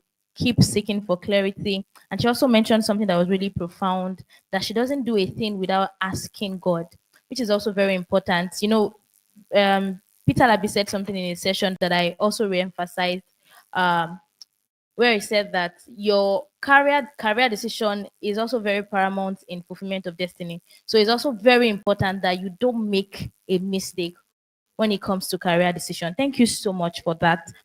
And I think I have Dr. Damilare on board. I mean, Dr. Damilare is one very phenomenal person in nursing that has always awed me from time immemorial. And it still keeps owing us because it doesn't just stop. One minute you are hearing this is the thing Dr. Damilare has done, and the next minute you are saying something big he has done again. And I feel like your life is one that we can follow and we've been following. However, I have some questions because I know that so many nurses are here and I've been thinking global relevance. We begin a lot of things, global relevance. What exactly is global relevance? And how is global relevance relevant to me as a nurse? And how can students start preparing for global opportunities early? Okay, thank you so much, Josephine. Can you hear me? Clearly, sir. Right. Okay. So, like I said in my presentation, global relevance in nursing, it means you developing your career to a point that you can impact people across borders, right? That you can access opportunities that are beyond your locality and then use those opportunities to impact your world, right? So that's what I term as global relevance in nursing. And if I were a student, a nursing student, either in 100, 200, or 300 level, and I'm hearing this, these are some of the things I will do. Number one, like Sarah said, I will read. In fact, when I was in school, I have a friend, Emmanuel Adesuya, I mentioned his name. He challenged me so much in reading books. Oh, I read books. I read books to the point that when I started NYSC, I started reading a lot further, and then I started a bookstore when I was selling books, spiritual and motivational books. I've read a lot in this life, and I'm still reading, right? So read a lot. So another thing that I would do is that I would take my books very seriously, right? I will make sure I have a very good CGPA, right? Recently, I didn't know when I graduated that it's possible to go from BNSC to PhD. I didn't know. Sincerely, I didn't know. Right. And then we have people that I know, at least I can count three people that I know personally that have, gotten that opportunity from Nigeria to move to the US for their straight PhDs. So I'm going to take research very seriously, right, from my undergraduates. I will take it seriously. I'm going to be committed to publishing. I will make sure I have a publication before leaving the university. I will do my research in such a way that I will be able to publish it and I will understand research. Many people don't understand.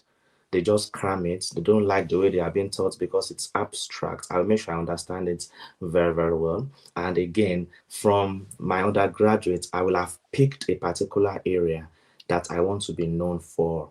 So one of the mistakes I made in my career is that I didn't know from my undergraduate that I should pick an area of research and then continue from that onto PhD. So for you, if you are here, you have not started to do research and all, please note that. Make sure what you are going to do now is something that you can do for the next 20, 30 years, or you can just continue building on that as far as your career is concerned. And of course, I will go for programs like this. I will apply for mentorship programs, and I will also be intentional about building my brand, academic brand. Thank you.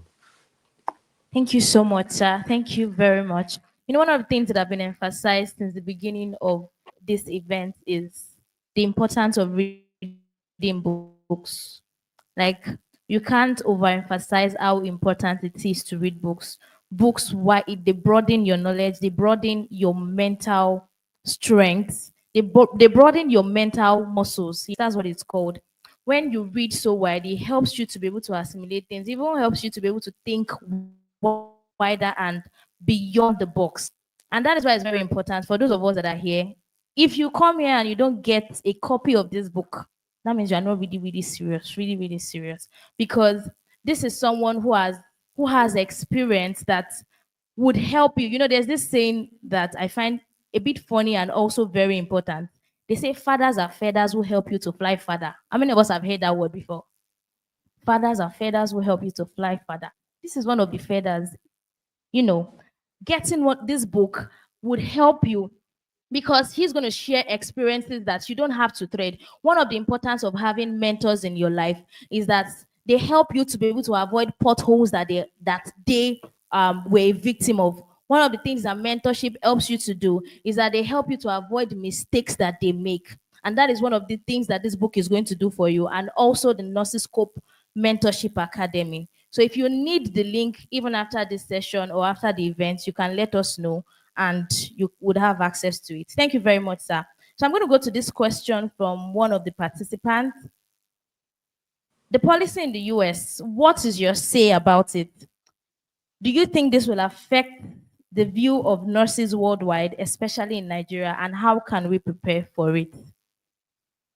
Dr. Damilare, sir. Yeah, okay, thank you so much. Yeah, that's a policy, it speaks around, how nursing is not listed again among uh, professions that, can have access to some financial aid and opportunities, and it's really concerning because the US is one of the countries that many of us look up to, even from Nigeria. I've studied, when I was in my master's, I studied a lot about advanced practice nursing, doctors of nursing practice, and I was really inspired, really by that. So I've seen a lot to happening on social media, a lot of talks going on around it. I've seen the statements from the International Council of Nurses also regarding this. Yes, it might affect the way. So currently in the US, one of the things that is happening is that the funding opportunities, the grants, the loans that you might be able to have access to, because we are now a nurse, you might not be able to have access to those opportunities again. So yes, US has the world power, and many countries actually look up to the states. So it might affect in a way, but I know a lot of advocacy is going on. People are talking about it, and nursing is a very respected profession. I tell you, abroad, all over the world, and I know by God's grace something should happen regarding that. However, how does this affect you as an individual, as a young nurse? Is just a call to take your profession more seriously. If some people say it's not a profession, nobody will, by God's grace, nobody's going to look at me and say nursing is not a profession, because I have achieved what those other people they call professionals achieve. I've achieved, and I've even surpassed many of these things. So the call is yours to take your career to the next level. Nursing is, of course, a profession. Thank you. Thank you so much, sir, for that clarity. We have so many questions here and would really love to answer every of them, but unfortunately, we are constrained for time. So please, I have a couple of questions here on mentorship. That is why we have the Nursiscope Mentorship Academy. You can register for the academy and you will get answer to every of your questions. And I mean, even answer for questions that have not arisen. So, and there are also certain questions here that is regarding public speaking. You can follow Sarah Oluwashola on her IG page. She will let us know what her IG handle is and every of her social media handle. You can follow her on LinkedIn, ask her the questions because of our time. So I'm just going to be reading some questions that I think are very pertinent. I'm sorry if I don't read your questions. Please reach out to our speakers on their social media handles, and I'm very sure they will give you answers to your questions. And we also have some questions there as regards to the PDF you mentioned. We'll send the PDF WhatsApp platform for those who have registered, and then you get access to it from there. Thank you. So I want to read this question. Good afternoon, ma'am, Sarah. I must really say that I enjoyed your delivery. Nonetheless, I would like to get your thoughts on the Japa syndrome. Nurses abroad are always tired about because they work around the clock. I have aunties and relatives there. So what do you think, especially because the Nigerian healthcare system is not encouraging? Thank you for that question. So the person who asked it, I would say it depends on what you want. My husband and I were discussing this issue yesterday. Someone very close to me, a senior colleague, um, reached out to me to ask me if I could get her a job in Nigeria. She has been in the UK for 9 years. She's a nurse. And I thought, I thought it's a prank. I was like, ah, are you trying to get a job for someone? No, she said she's coming back. That there's some racism, she's not fulfilling anymore, and that's unique to her, right? I have friends who have been there for close to 4 5 years, and they are enjoying their life. They've started building houses in Nigeria. They don't feel like they are depressed or anything like that. So you can see those two extremes. There are people who have relocated, many of them, and they are happy. They relocated because they wanted a system that works. They wanted light. They wanted stable water, clean water. They wanted a good transport system. They want to see their work reflecting in their pay. And the UK and abroad is a system whereby your work is commensurate to what you pay, what you are paid is commensurate to how much you've worked. Unlike here, that you've work, and then it's still 50K that we drop, it's still 100K that we drop. And something like 100K, 50K, 150K in Lagos with the standard of living doesn't make sense. So if you are someone that you know what you want is a system that works, you cannot, in quote, cope anymore. You've tried, you've done your BSc, you're about to finish, or they just inducted you, you are tired, you just want to leave. You want a place that this is what they say they will do, this is what they do. Then relocate. If that's what makes you happy, if that's what gives you fulfillment, that's what will give you peace of mind. Nigeria is not for you. Me, you see me like this, I can survive anywhere. I have a rugged, I didn't always have, I've built a rugged mindset. Apart from that, I have a word from God that this Nigeria will be the softest place for me. So that is what it depends on what you know, what you want. I am not against the jackpot syndrome because many nurses have been cheated. Many nurses have poured into the system. They don't see that reciprocation back. So it's fair for you to want to look for greener pasture where you would earn more, where you can earn not just a living, you can save, you can help your family. There are people that their family is heavily dependent on them. They don't come from places where they can any small thing, they can just call and they'll send them 100K, 50K. They are the one that they will call. You are the one that they just inducted you, but they're already telling you that rent, they need to pay rent in the village. This your younger one. If you go to school and you want to stay in Nigeria, so know where you come from, know what you want, and know the plan that you have for yourself. Know what God has said about you and act accordingly. So those are my thoughts on Jackpot. It's not, I wouldn't say anybody that is leaving the country or relocating is a bad person. They hate Nigeria. No, you don't know people's lives. You don't know the amount, the burden of responsibility that are on some people. There are people that they just want a system that works. And if they can get that in Canada, in the UK, in New York, then they can pursue it. Thank you so much. That is really, really amazing. And I think that answers the question. Know what you want, and that will determine where you are going to be based. So it's not about staying in Nigeria or leaving the country, but it's more about what you want and where is going to be profitable for you in that regard. Thank you so much. So I'm going to ask these two questions together.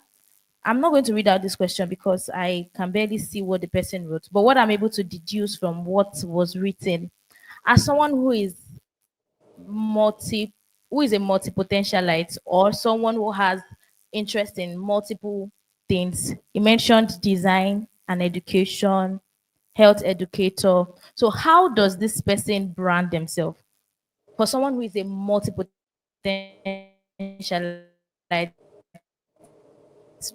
right, that has so many things that you can do, how is the person able to brand answer? So he says, for someone who is just starting out in a field with limited opportunities, what is your advice for that person as regards to visibility, branding, and even staying in that field?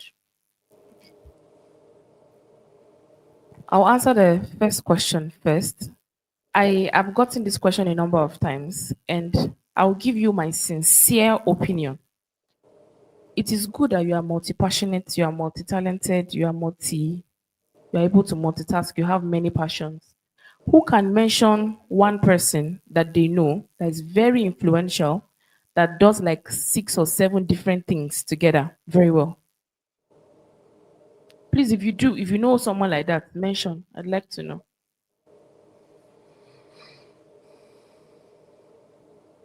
Nobody. Someone raise their hand. Did someone raise their hand? Be confident enough to say it. You know anyone who is really influential, popular, successful, but does like 6 different things together very well. You raised your hand. Mr. Easy, they play. They play.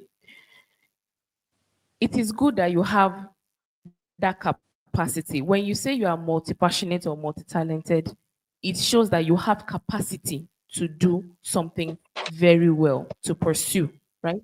My advice is to do one. With all your multi-talented, how many things have you done that you can say, I did this well, I did this well, I did this well, and they are all very well done. They can be scalable. You can pursue all of them. I wish I could see this person physically and have a one-on-one conversation. Sometimes we tell ourselves this story of, ah, and I can do this, so if I can do this, because you are giving yourself an excuse not to try. That's my personal opinion because this is not the first time I've had this question before. What have you done? Bring out one that you have done very well, and we can scale and we can put it out there that this person did this one thing. Then we can now move to the next and say, oh, if you do this very well, then you probably can do this. Stop giving yourself an excuse not to try, not to be consistent. Do one, stick with one. Master of all trades. I be jack of all trades, master of none. I'm a firm believer in that. And until somebody disproves it, I will stand that ground. So find one thing, be consistent in that one thing. I'll give this person as an example. How many of us know Utiva? You know Utiva. You know the founder. What's his name? Eitayo. Eitayo. He's in the UK now, but he spent a long time in Nigeria building Utiva. Utiva is a tech-based platform, right? They recruit, they train, they get internships and train you in different aspects of tech. If you know the business that this same man, Eitayo, is running now, farm animals, cows, making millions of naira. But he first focused on Utiva. When Utiva, he hired a CEO for Utiva, Utiva was now functioning outside of his involvement. He now moved into because he's also a very passionate, he likes entrepreneurship. Do you understand? But he has done one. It is standing on its own. He now moved to another one and is excelling at that too. And I hear he's now going into politics. That's one person I know that is multi-talented, multi-passionate, and is giving you a track record. I've done this well. It is standing on its own. It doesn't need me as much.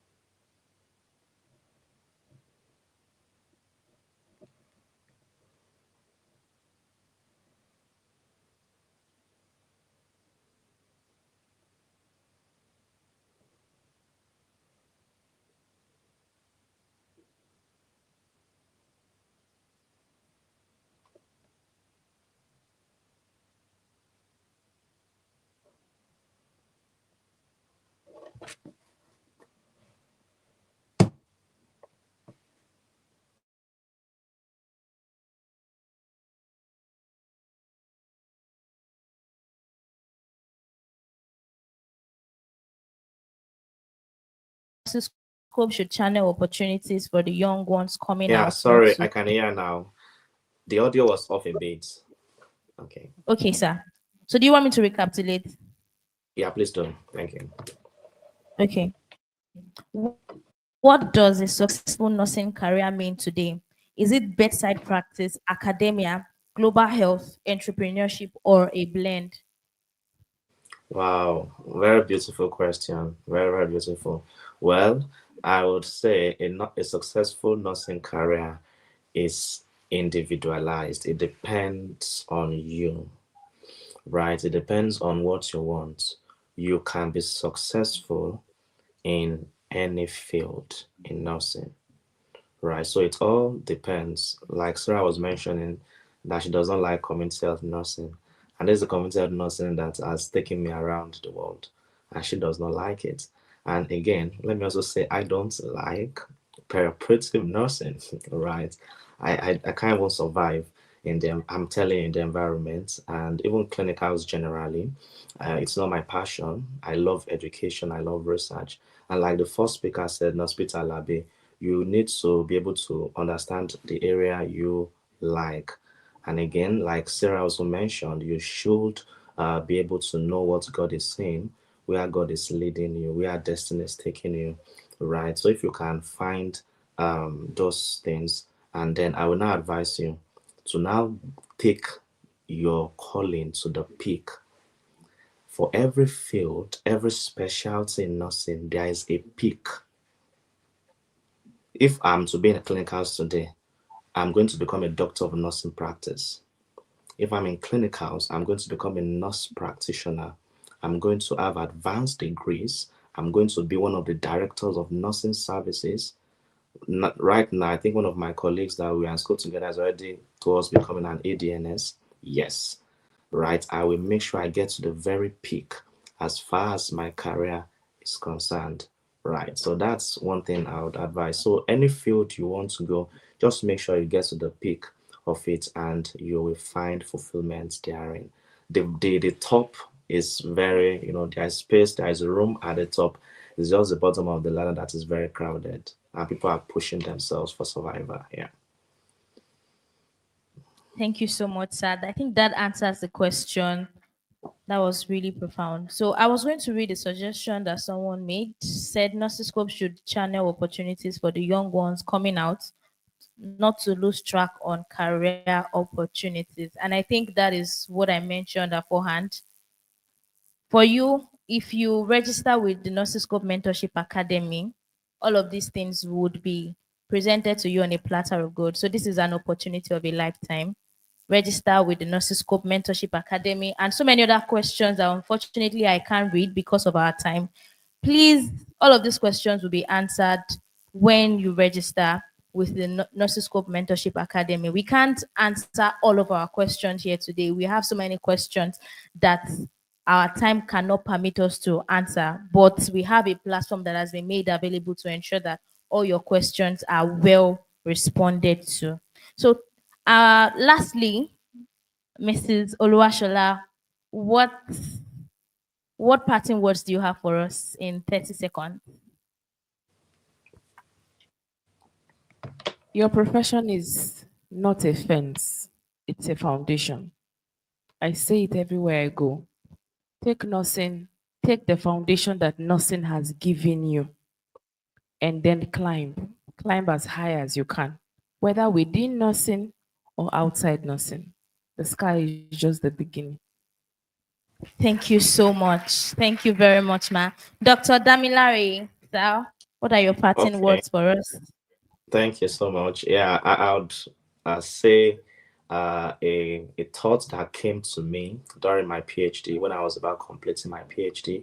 I've said it many times, but let me reiterate it. Believe you can. If you don't, you will not start. If you start without believing you can, you will soon stop. I take it again. Believe you can. If you don't, you will not start. However, if you try to start without believing you can, you will soon stop. God bless you all. Thank you. Thank you so much, sir. Thank you very much, ma, for this session. We've had a swell time with you. Thank you very much. Can we just keep applauding her as she leaves the stage? Thank you very much. Every of our speakers have given us what money cannot buy. So the best we can do is to appreciate them and also ensure that our lives are a reflection of every of these things that they've said to us. So don't let it stop here.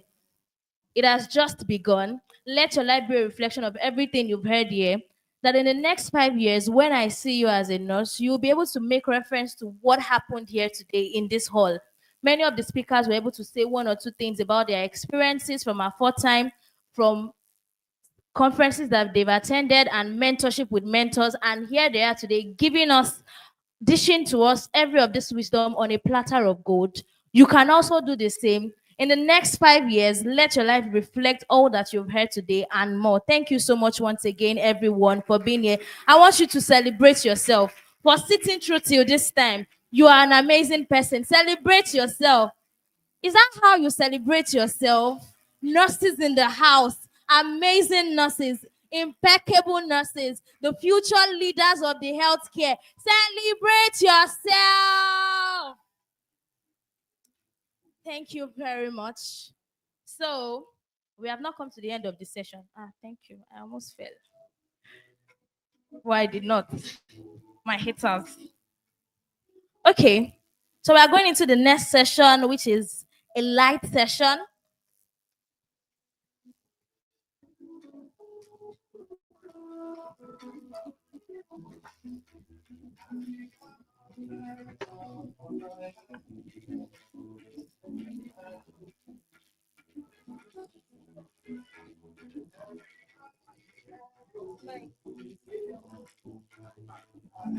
Please, can bring out this thing. So we've heard so much today, and there are a number of persons who saw the link to this event and yet did not join. So we want to do something very quickly. We are going to pepper them. So we're going to bring out our phones once again, and we'll go online. What are the things you've learned? If you want to make a video, you can make a video. This is the time to start taking selfies. This is the time to start taking selfies if you want to take selfies. Those that were not here, let them know what they've missed from this session. Let them know what they've missed from this event. So you will go on social media and you share the things that you've been able to learn from this session. And you hashtag Nursiscope my experience. Give me a minute. Let me be sure that is the right hashtag.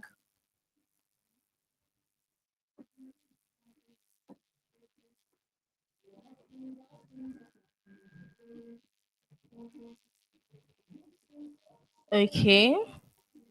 So you hashtag my Nursiscope experience.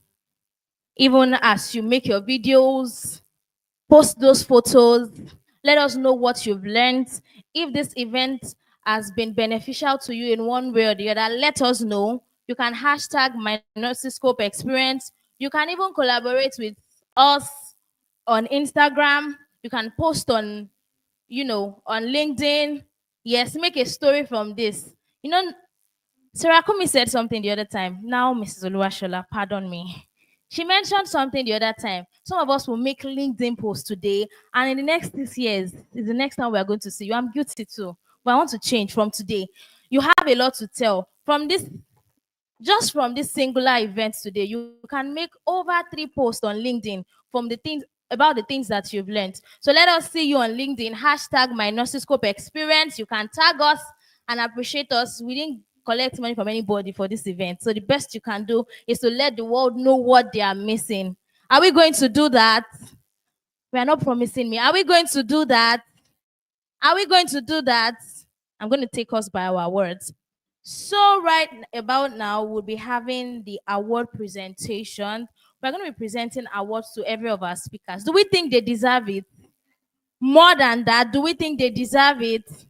We are not loud. You want to take the award? I can give you if you want it. But do you think our speakers they deserve the award? Let's be loud. Do we think they deserve it? Thank you very much. So we are going to be presenting this awards to our speakers and our guests in absentia. So the first award, we're going to be presenting this first award to no other person but Sarah Oluwashola. Can we give her a round of applause? And the person who is going to be presenting this award is Sharon Oyelayo. Can we keep applauding them as they come up stage?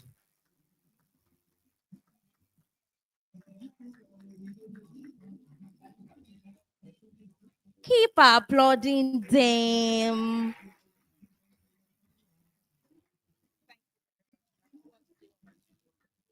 Um, Hi everyone. Nostera Oluwashola is someone who is very dear to me, and I really enjoyed the session here. I'm sure you did too. On behalf of Nursiscope Incorporated, we want to present this award to you to say thank you so much for coming. Thank you so much for blowing our minds and, of course, inspiring us. Thank you so much.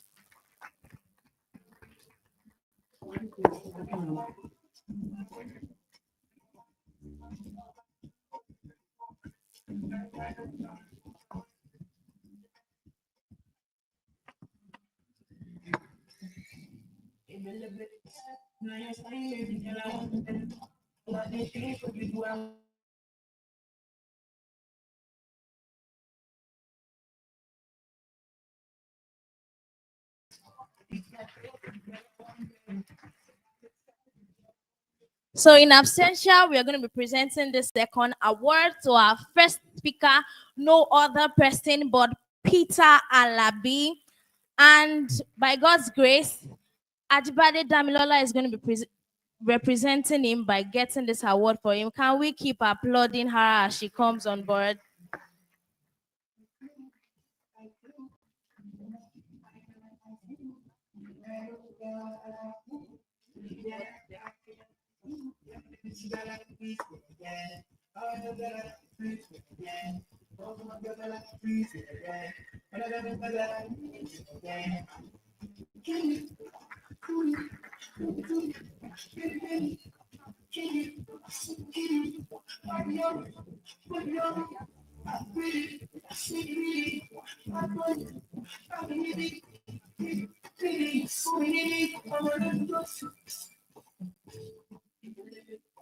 So this last award, we are going to be presenting this award to an amazing person.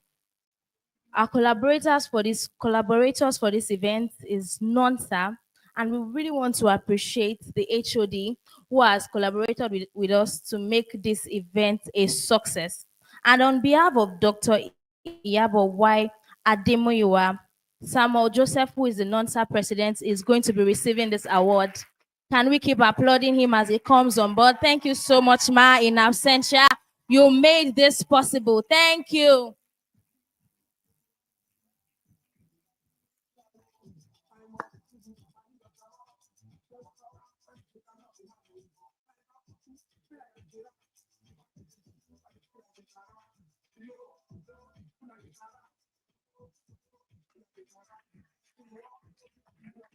Thank you so much. All right. So bring it down, bring it down. So we have one last thing to do here today. I know some of us are tired. Are we tired? Are we tired? Are we tired? That's not true. You are not tired. Okay. I want us to look towards our right, which is my left. What do you see?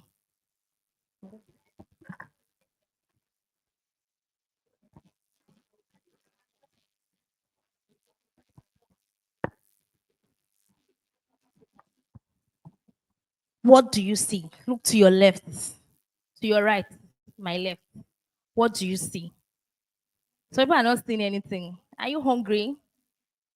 Sorry. But see this first. Maybe food will come next. What do you see to your right? I'm hearing different things. It's only one thing I'm saying, but I'm hearing different answers. Why? Okay, let me try again. What do you see? To your right. So did you do this? What's this? What's the name?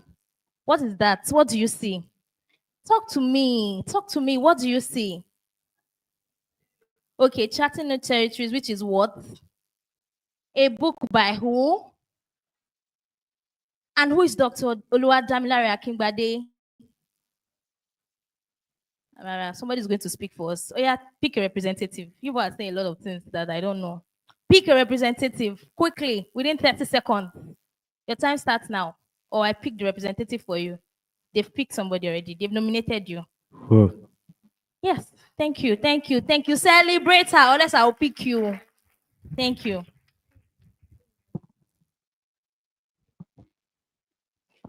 Yes. Okay, I can see a book, and the name of the book is Charting New Territories by Dr. Oluwadamilare Akingbade, and he's the CEO of Nursiscope. Amazing. Amazing. Celebrate her. Thank you so much. We've said it before. One of the things that was emphasized in this event is how paramount it is for you to read. Readers are leaders. It looks like a cliche, but it's very, very important. And it is not a cliche. For those of us who have given ourselves to living, reading and giving our lives to reading, you would understand that there's so much that you can do. There is so much that the world of books open you to. It opens you to a world of possibilities. And so there are some of the questions that you would have, or there are some of the things that you will need clarity for. There are so many things that you will need direction for, which is embedded in this book. This is a compendium of somebody's experiences over the years, and you are getting it in a book. What books do to you is that they compound years of experiences and brings them into pages that you can read in 2-3 days. That is the importance and the power of book. So if you've not even started reading at all, this is a good place to start. It's a very good book with a very strong review, great reviews from people who have read it.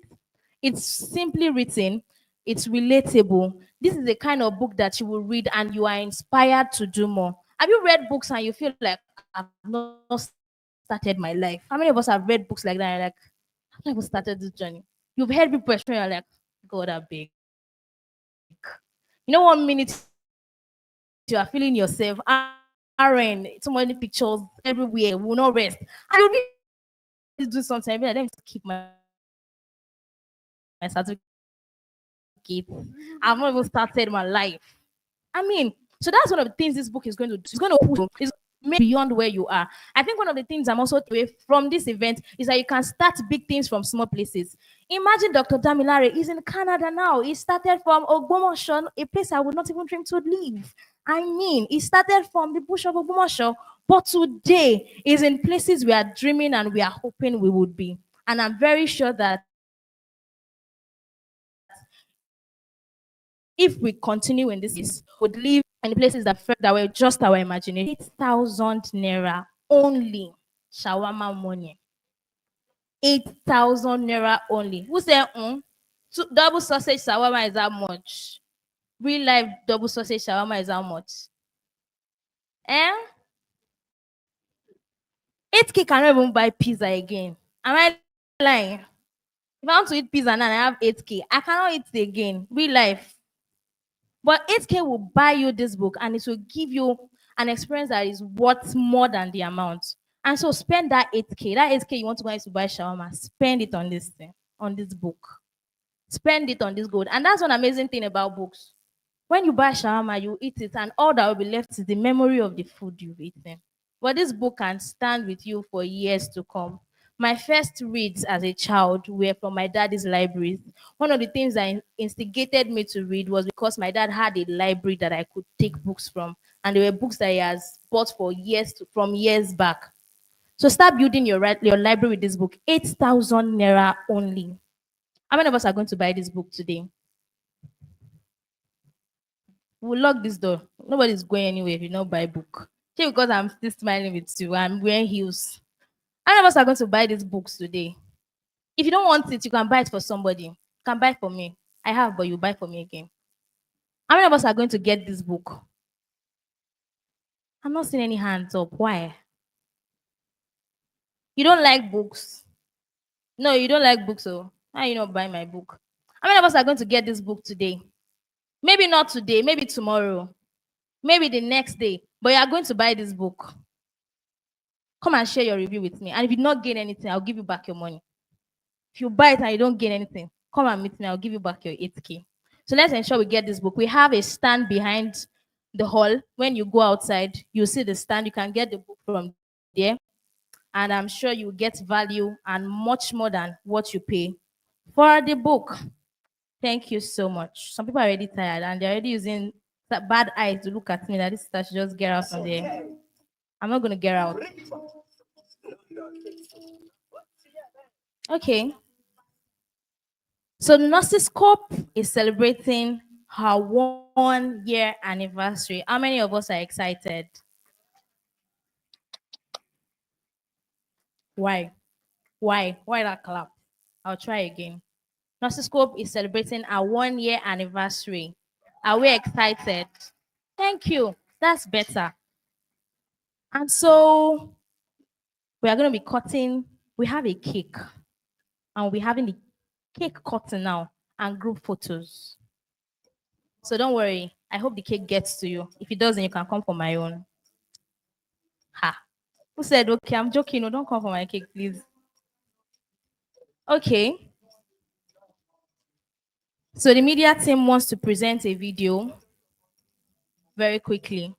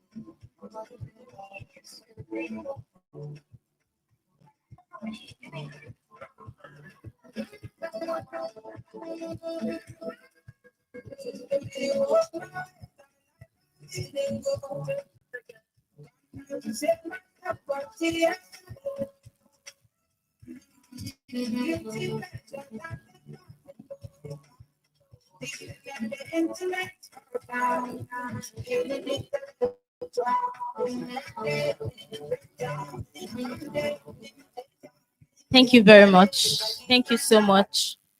So I want to celebrate some people in the house. I want to celebrate the media team. Please, let's celebrate the media team. Let's celebrate the media team. You know, they are at the background. They look like they are not doing so many things, but they are the ones that make this event to be as coordinated as this. Let's celebrate the media team. Let's celebrate the protocol team. Let's celebrate every volunteers who are for doing this. We really appreciate you. So we'll be taking the group photos now, and we are excellent people and coordinated people. So we're going to be in man. We're starting with the Nursiscope team. Call us, please. Let's move forward very quickly. Scope team, media. Nursiscope team.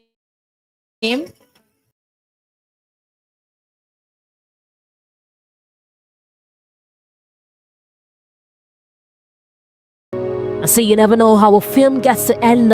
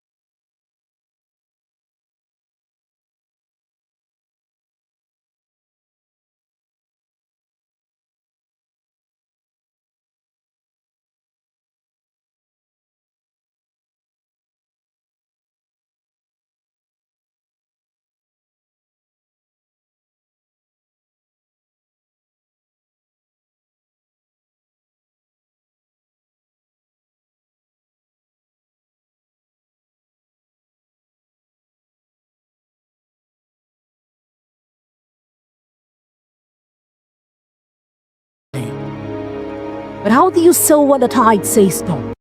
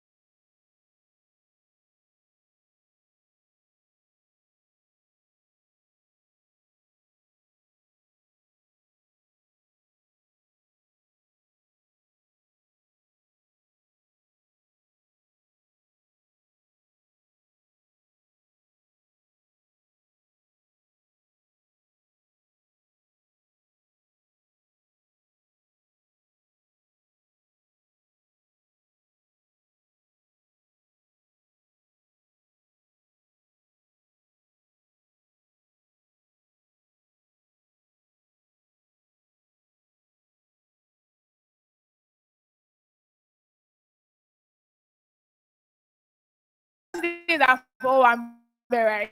You just give yourself the best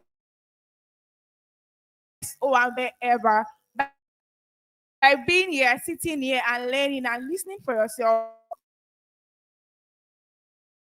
And on behalf of the Nursiscope team, I want to sincerely appreciate every person. Thank you for taking out your time. Thank you for spending your resources to being here. Thank you for committing to yourself that you want to be here and making that decision to be in this transforming event. Anyone that came from Lagos, yeah, Lagos, you attended this event and you reside in Lagos. Can you just shout, hi, Ogun State, hi, Ibadan. Anyone from, okay, no one from Ibadan. Okay, anyone from outside the country. They were very I love that spirit. Thank you. That we learned. You're speaking words being right. I love that. Thank you so much. I want to recognize universities as well. NUNSA Unilag. I love it. I love it. I love the energy. And I'm proud to be an alumnus. NUNSA Unilag. Hi, Unilag. Sorry. I'm trying to rep my alma mater. All right. All right. That's hi. Thank you very much. Give us, even though you're a woman, still shout like, thank you. That's the spirit. All right. Anchor University. Anchor University. Anchor University. That you just left now. Oh, thank you so much, Anchor University, for coming. Really appreciate. These guys came with their boss. Like they were really persistent on wanting to be present. They were asking, "Oh, how do you want to come? These are number. These that." Thank you so much. Really appreciate your effort of being here and being committed to gaining from this. Trinity University. Thank you so much. I think they just left as well. Thank you so much for being here. We acknowledge you in absentia. Thank you so much. Last to come. Last to come. You just left too. Wow. Thank you so much, Lasukom. We appreciate your being here. Thank you so much. Last suit, College of Nursing Luth. College of Nursing Luth. And give us a shout now. Hi. Yeah, not saying like wow, yes. We're in the same territory, right? Thank you so much for coming. Any other schools that is here, please. You call it not see Bobby. Please can you shout hi? Thank you so much for being here. Any other school that I've not mentioned? Any other school? Eh? Queensland? University, hi. Shout now. I want to see the energy. Queensland University, shout hi. Thank you so much for being here. Any other school that I missed out? Thank you so much. That's knock on, right? Shout hi. Thank you so much for that. Thank you. Any other university that is here that I've not mentioned? Okay, I guess I've covered most schools. Thank you so much for every student being here for the colleges of nursing. Really appreciate you on behalf of Dr. Agbade and the Nursiscope team. We say thank you very much.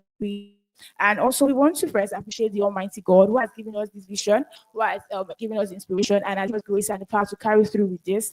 From the beginning up to this very moment, you can say it has been God all through. We give God all the glory. Permit me to say, praise God. Hallelujah. Right. Thank you. Also, I want to appreciate our distinguished speakers. Like, this section was, am I the only one that felt the I think it was like, it was energetic, it was exposed to what so keep transforming and really illuminating. I really learned a lot. I want to go back and sit down. When you attend events, it's not just you have to go back, sit down on your own, listen again. Hearing once, you might not take all the details. You have to go back, listen again, and get every bit. Please do go back. Thank you so much, Nurse Sarah Olushola. We really appreciate you. That she's the founder of the LinkedIn Nurses. Thank you so much. My pleasure seeing you physically and you being here. Thank you so much, man. We really love you and really appreciate you.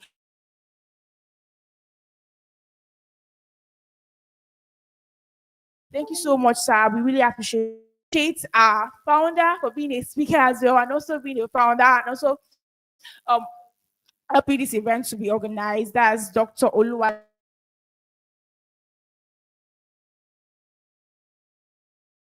Damilare Akingbade. Thank you so much, sir. We really, really appreciate you. Thank you for pouring your wisdom, your experience to the volunteers. Can someone just help me clap for the volunteers? Can you just help me give them a as in clap for them? Thank you so much. Like without we really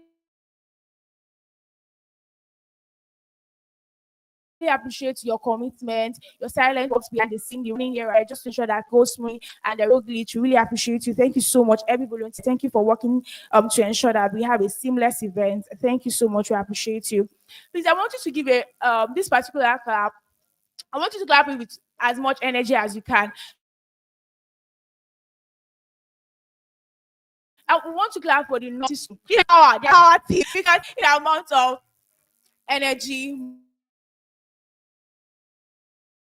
meetings upon meetings, and a lot of strategy sections to this event. Wow, please let me clap for them again. Please help me clap for them again.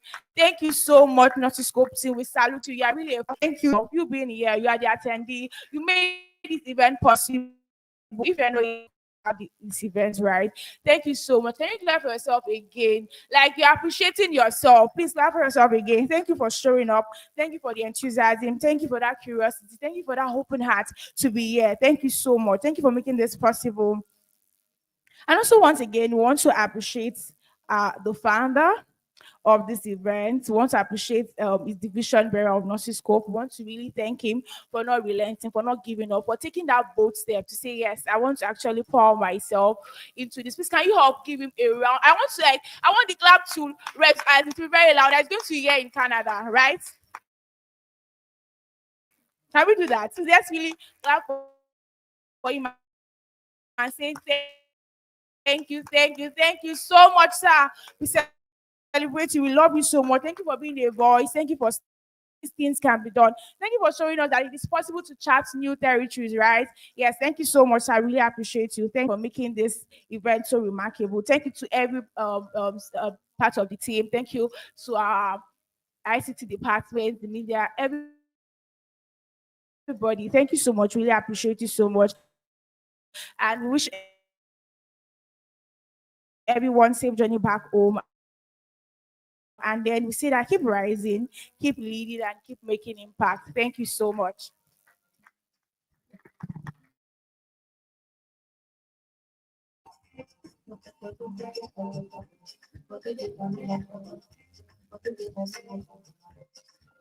Good afternoon, everyone.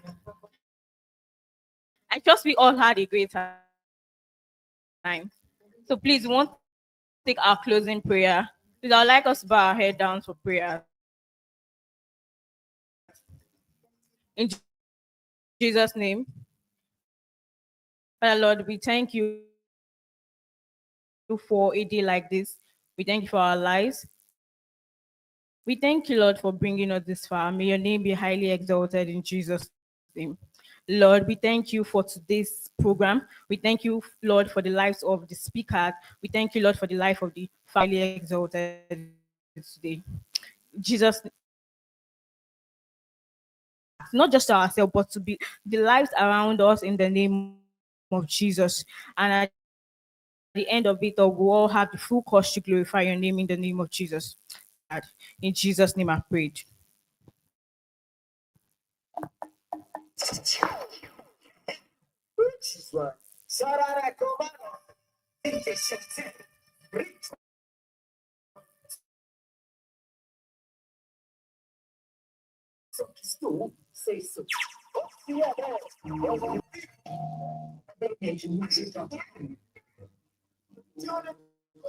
We have come to the end of Nursiscope Career Summit 1.0. Thank you very much, everyone. I wish us journey messes even as we go back to our respective destinations.